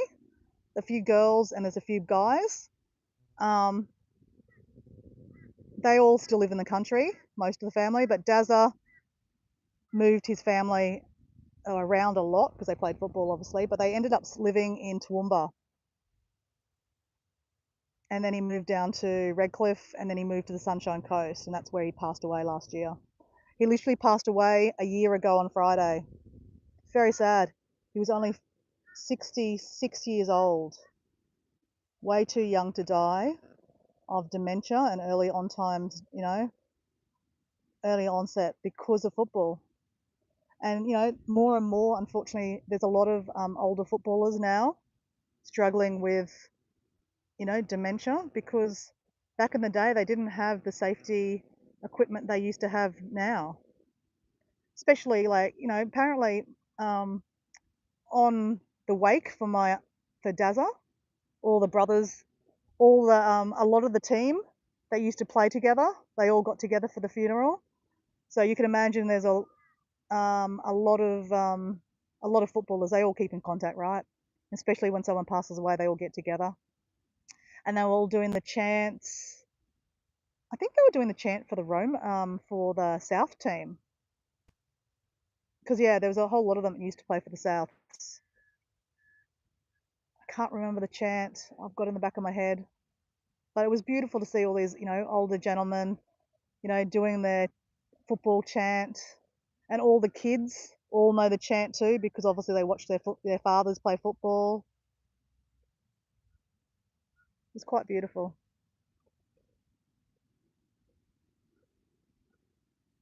Yeah, look it up. Gaza, but Ray and Daryl Higgs used to play together. They both were, professional in their own rights. But wow, there you go. So you used to play for Australia and you went to England to play too. There you go, eh? You played for Parramatta. Oh, do you still watch the game? Do your kids play? Like I said, I know last night the Broncos played Redcliffe and I was meaning to watch it. As I said, I don't really get into it anymore, to be honest. Even my partner, even though he used to play football as a child in the teenage years and watch his father play professional a lot, he doesn't watch it much anymore either. I think sometimes you can get burnt out. But yeah, I knew they were playing this on Sunday afternoon, but I didn't know what time. And by the time I went and turned the TV on, it was already over. And Brisbane beat Redcliffe by 10 points. Yeah, it's actually a really sad story, Kathleen. Yeah, my father. Well, we're not married, but he's my he's my father-in-law, so to speak. But I'm not married. But yeah, he was a relatively young guy, and like probably in his probably late 60s. No, sorry, late 50s, early 60s. He got diagnosed with having onset dementia, and it's purely because he got hit in the head way too many times in the scrums and all the things. Again, I'm not a football guy. I don't know the position he played, but he was that position that he got tumbled a lot. And, he's a stocky guy.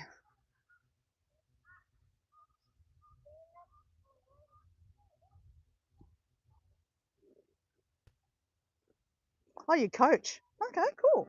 I actually didn't know that Melbourne Ning was coaching the Perth team.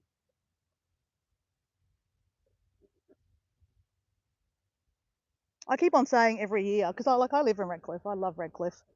That I will actually support the Redcliffe Dolphins because, we're pretty proud that, Redcliffe actually now has a team because Redcliffe's produced a lot of good players. So, well, let's talk about football. Let's randomly talk about football. You guys listening, and some of the guys in the back will be like, "What the hell, Dora? You never talk about football. What the hell?" Um, so a lot of my guy friends play football. So a lot of my guy friends, like for example, what's his name, Brent Tate. Yeah, he played for the Cowboys quite successfully, and the Broncos, I think, for a while, didn't he? He played for Australia. Aaron Moole, he is one of my best friend's brothers. He played for Parramatta, and when they won their premiership, probably 15 years ago. So a lot of the guys I know are not playing professional football anymore because we're all around 50 now. So most of my friends are around the 50 age. So definitely not playing football anymore. But Darren Smallhorn, he never played professionally, but he was a really good player. I think he actually helps the Redcliffe Dolphins, I think now, something. Who else do I know? Pedro. Everyone knows Pedro. So, Gaza, you know Pedro, don't you? Pedro, local guy from Redcliffe. He played for the Brisbane Broncos, represented Australia. He's a local guy. Who else?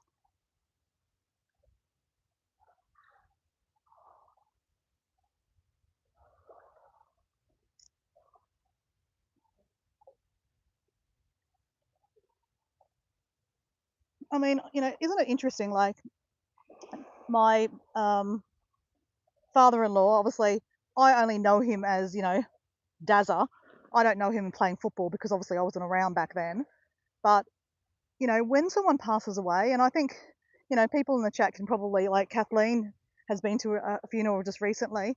But isn't it interesting when you go to someone's funeral, you learn so much about them, and it's kind of sad that you kind of know them in a different light. Like when I was at the funeral and the wake for Dazza, I mean, I knew he was a professional footballer, but I had no idea. He was quite a big deal back in his day. Like, in his own right, he was, his own celebrity. But, I only know him as Dazza, as, my partner's father and I spent a, good time with him. And yeah, what happened to him in the end was really sad. yeah, he basically was living independently and then started forgetting things. I mean, we always thought that Dazza was a little bit of an odd bod. You know, I never thought that he had dementia. And then he got diagnosed, and it made sense that, you know, some of the things he was forgetting things a lot, losing things. He has really good long-term memory, so he remembers all the games and all the people he played football with, and you know that particular game, you know the premiership they won and all those kind of things. But short-term memory, he couldn't tell you what he did this morning or last week. So yeah, it was very sad to watch him deteriorate. And that's a nice bit of sea glass. Really nice. Hey Jamie, how you going? So Jamie, you were on the live yesterday where we saw the kangaroos. This morning you missed the pelicans. And we've got Kaldu. Hello Kaldu.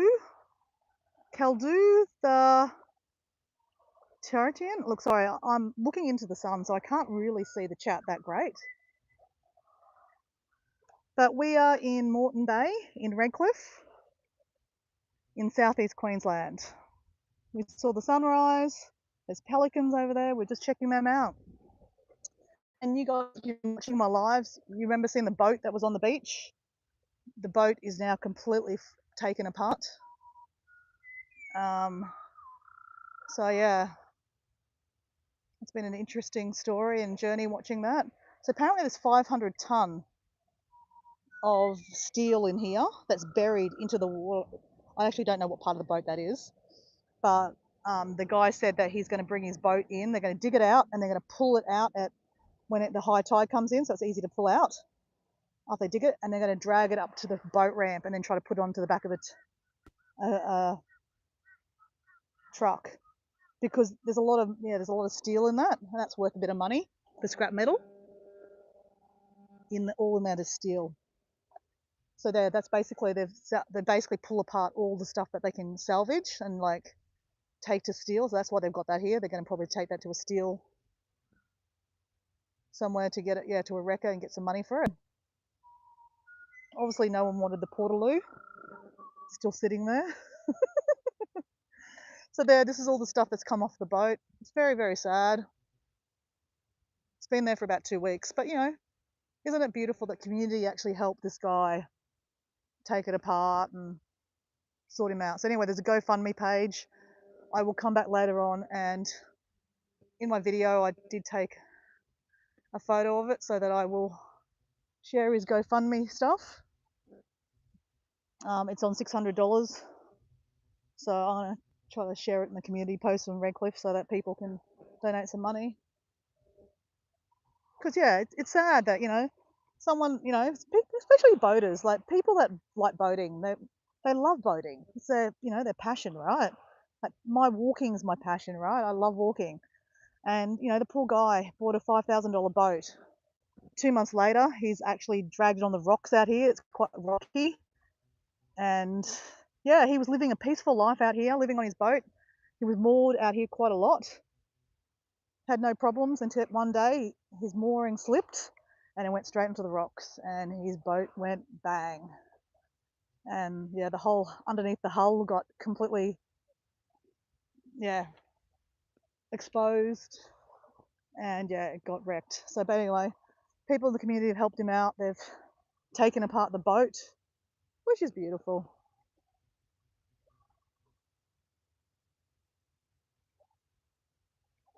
Paul D. Australia. We were just talking about you, Paul. Were you listening in the background? Were your ears burning?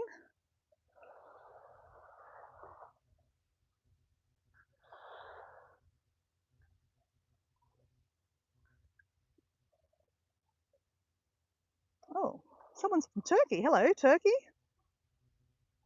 I've never been to Turkey. Okay, Gaz. Sorry, I'm still having a conversation with my friend Gaz. You started at Brisbane, and then the Warriors ended up at Cowboys, played Queensland, and Australia, now retired from playing. Wow, Gaza.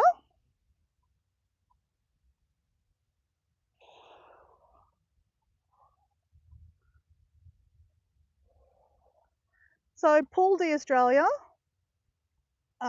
is my friend from Phillip Island, Australia, in Victoria. So we've got Jamie Bradley. Jamie is from, oh God, Jamie, where are you from? Actually, maybe I didn't ask, I've never asked you. Jamie, I'm not sure, I can't remember. Are you from Kalgoorlie? Not Kalgoorlie. You're from South Australia somewhere? And then we've got someone new to the chat, guys. Oh, that's right, South Australia. So I wasn't completely wrong. Oh, hey, Dave. Hey, Dave. Hey, Dave, how you going? Welcome to my live. So, guys, I met Dave. Kathleen, so, guys, do you want to welcome Dave to the chat? So, Dave Poems and Songs is a friend I met through Kathleen. So, Kathleen, I was on a live with Kathleen. Paul was watching the live. And you know how our, Wayne jumped on from Custom Printing? So he mentioned to me that he does live streams. And anyway, I happened to be on flipping on my page, how you do. And I saw that he was live. So I jumped on his live and said hello, as you do. Like, you're all good humans. That's what you do. You jump on and say hello. And then he said, hey, Dora, do you want to come up on the live? And I went, oh, okay, why not?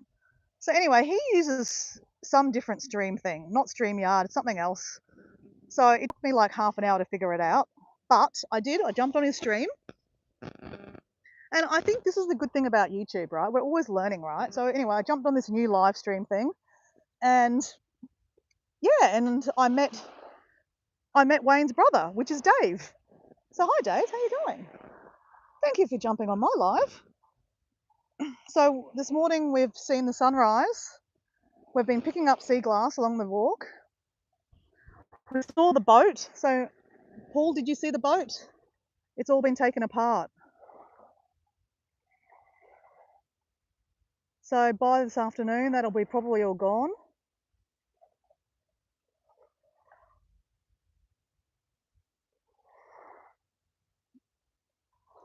And guys, we've got a new person in the chat too. There's always lots of nice new people to meet. But Gaza. So where's Gaza? Gaza S2. So if Gaza S2 is still in the chat, there he is. Okay, Gaza's definitely time for coffee and breakfast. Anyway, Gaza, nice to meet you. So Gaza is my new friend. He used to play professional football. Anyway, we've had a nice little chat about football this morning. And he knows my kind of uncle-in-law, so to speak. He used to play football with him. Anyway, Gaza, I'd be curious to know if you can look up Daryl Higgs and see, yeah, because Ray and Daryl used to play together. And you probably will know Dazza, but you just might have forgotten him now too. But anyway, if you want to subscribe and then catch me on another live sometime, I'd love to hear if you do Google him. And then if you go, oh yeah, I know him. But unfortunately, like I said, he's passed away last year, a year ago, literally on Friday. But he lived a great life. Anyway, but it was nice to meet you, Gaza. If I see you again, I see you. But otherwise, nice to meet you. Hey, so Jamie. Sorry, I wasn't ignoring you, Jamie. Jamie said, what are you doing today? Actually, guys, I actually have a day off today, guys. Normally I have a late start on a Monday, but my client is sick. He was sick, but I ended up taking him to the Brisbane show on Friday. So he was supposed to come with me on Thursday with all the clients I would take, but he was sick. He told me he was okay. I met him at the train station in the Brisbane city and he was coughing and splattering. And I'm like, okay, you are not okay. He goes, no, I'm okay. I said, if you are sick, you do not come to the Ekka because Ekka's not a great place to go because you spread around everywhere. No, I'm okay. I said, anyway, I sat there for a while. I'm like, he wasn't coughing that much. I said, okay, well, that's what you're going to do. We're going to go get a mask because at least if you've got a mask and if you're going to, instead of coughing and splattering, you can wear a mask. He said he was okay. Sometimes, I got to trust that people know that they're not okay, they're okay or, not okay. It's a different colour green.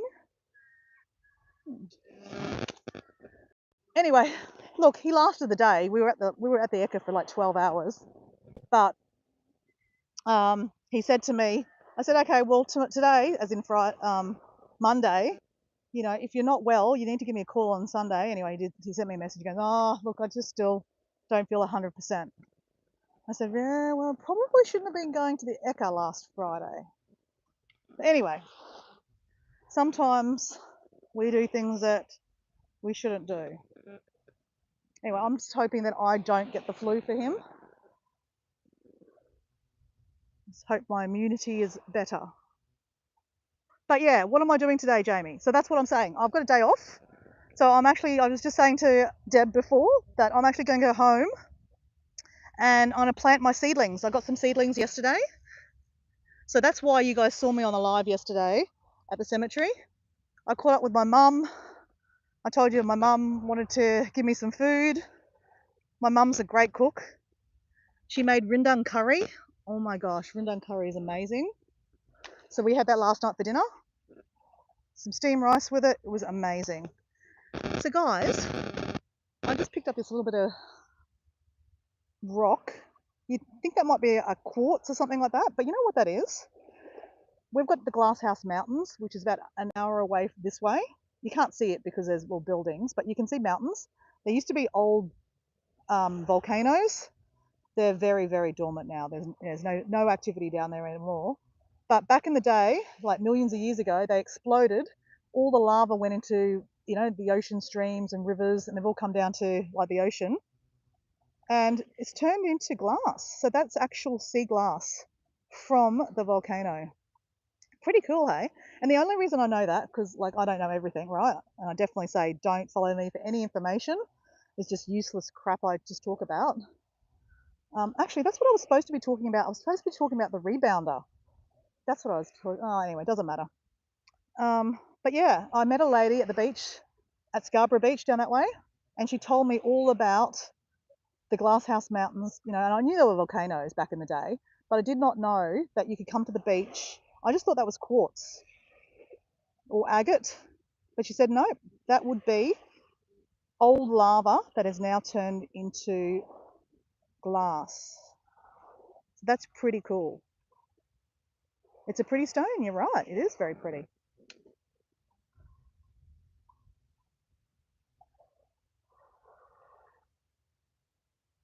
How's my lamp going? Oh gosh, Deb, I haven't even touched it. At the last live I did, remember I was doing a live where I was doing some planting and then I also was doing a bit of my art. I can do that today actually because I have got time. But I haven't touched it since, Deb. It's really bad. But yeah, we can do that today. As I said, I've only got half a dozen seedlings to plant. It's not that many. So if you want to join me at home, I might actually start a new one though, guys. Because that way I don't actually have to, you know, drive home with the live turned on and talk to you in the background like I normally do. I'm just going to start another one probably. Plus, I think I'm down to 1%. What am I down to?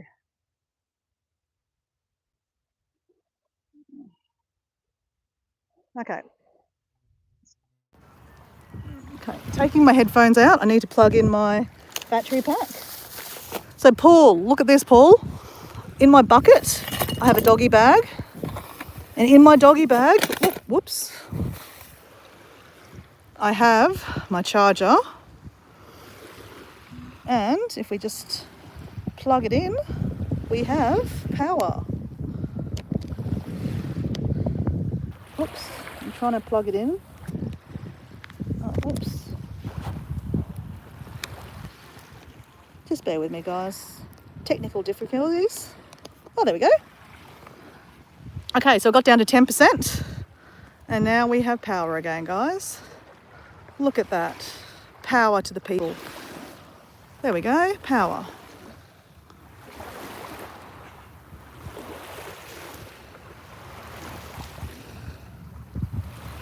Well, I'm glad to, it's nice to meet you, Paul. Sorry, not nice to meet you, Dave. It's nice to meet you, Dave. Like I said, literally on Saturday, well, your Friday night, I met your brother, and then I met you yesterday on another live stream. Weird, eh? And now you're on my live stream.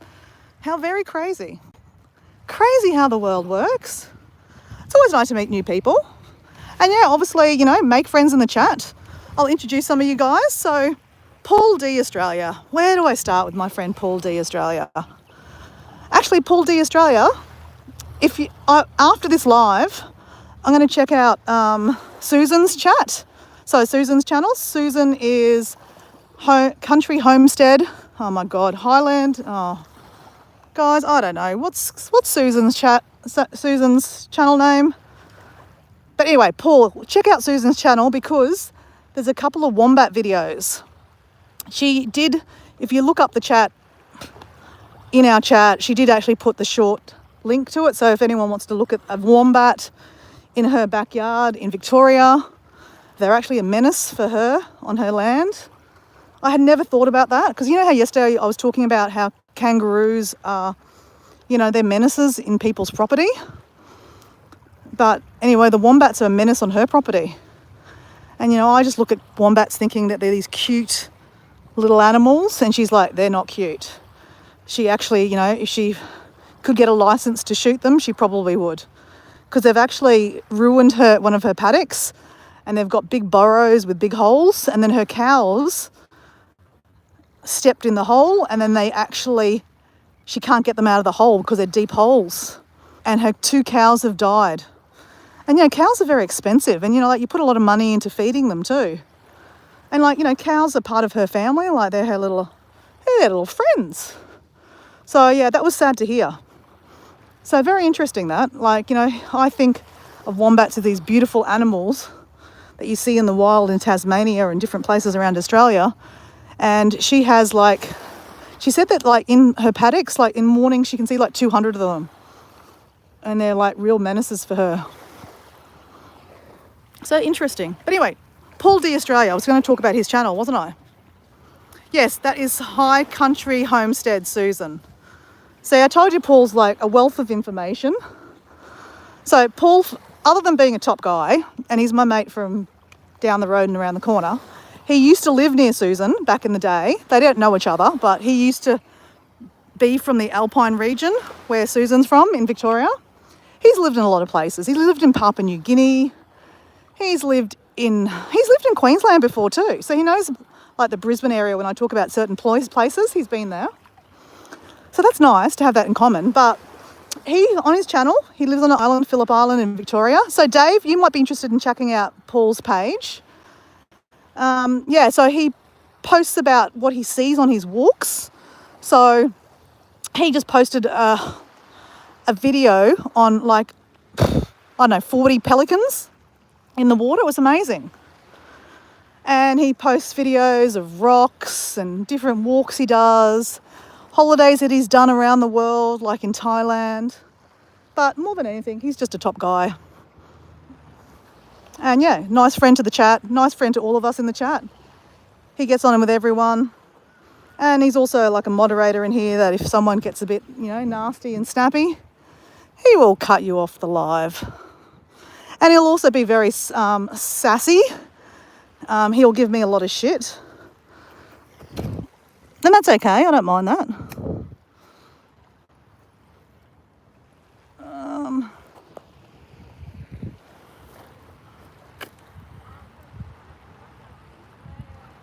So someone's got, I know Skippy the kangaroo. Well, if you look at my last live, you'll see Skippy the kangaroo. Yeah, so I was in a cemetery visiting my dad's plot, and the cemetery has lots of kangaroos. So if you're interested in that, go check out my last live in my list. And I appreciate if you gave me a like for this live too.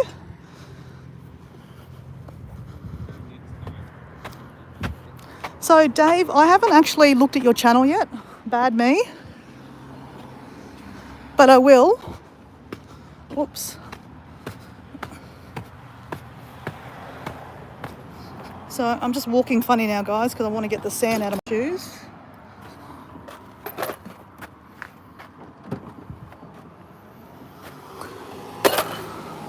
All right. Good old snake kit, guys. Snake kit. I've just bought myself a new snake kit, guys. That's smaller, that I can take hiking with me.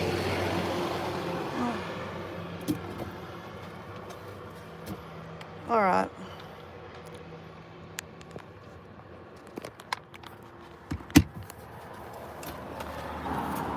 So guys, I'm gonna go.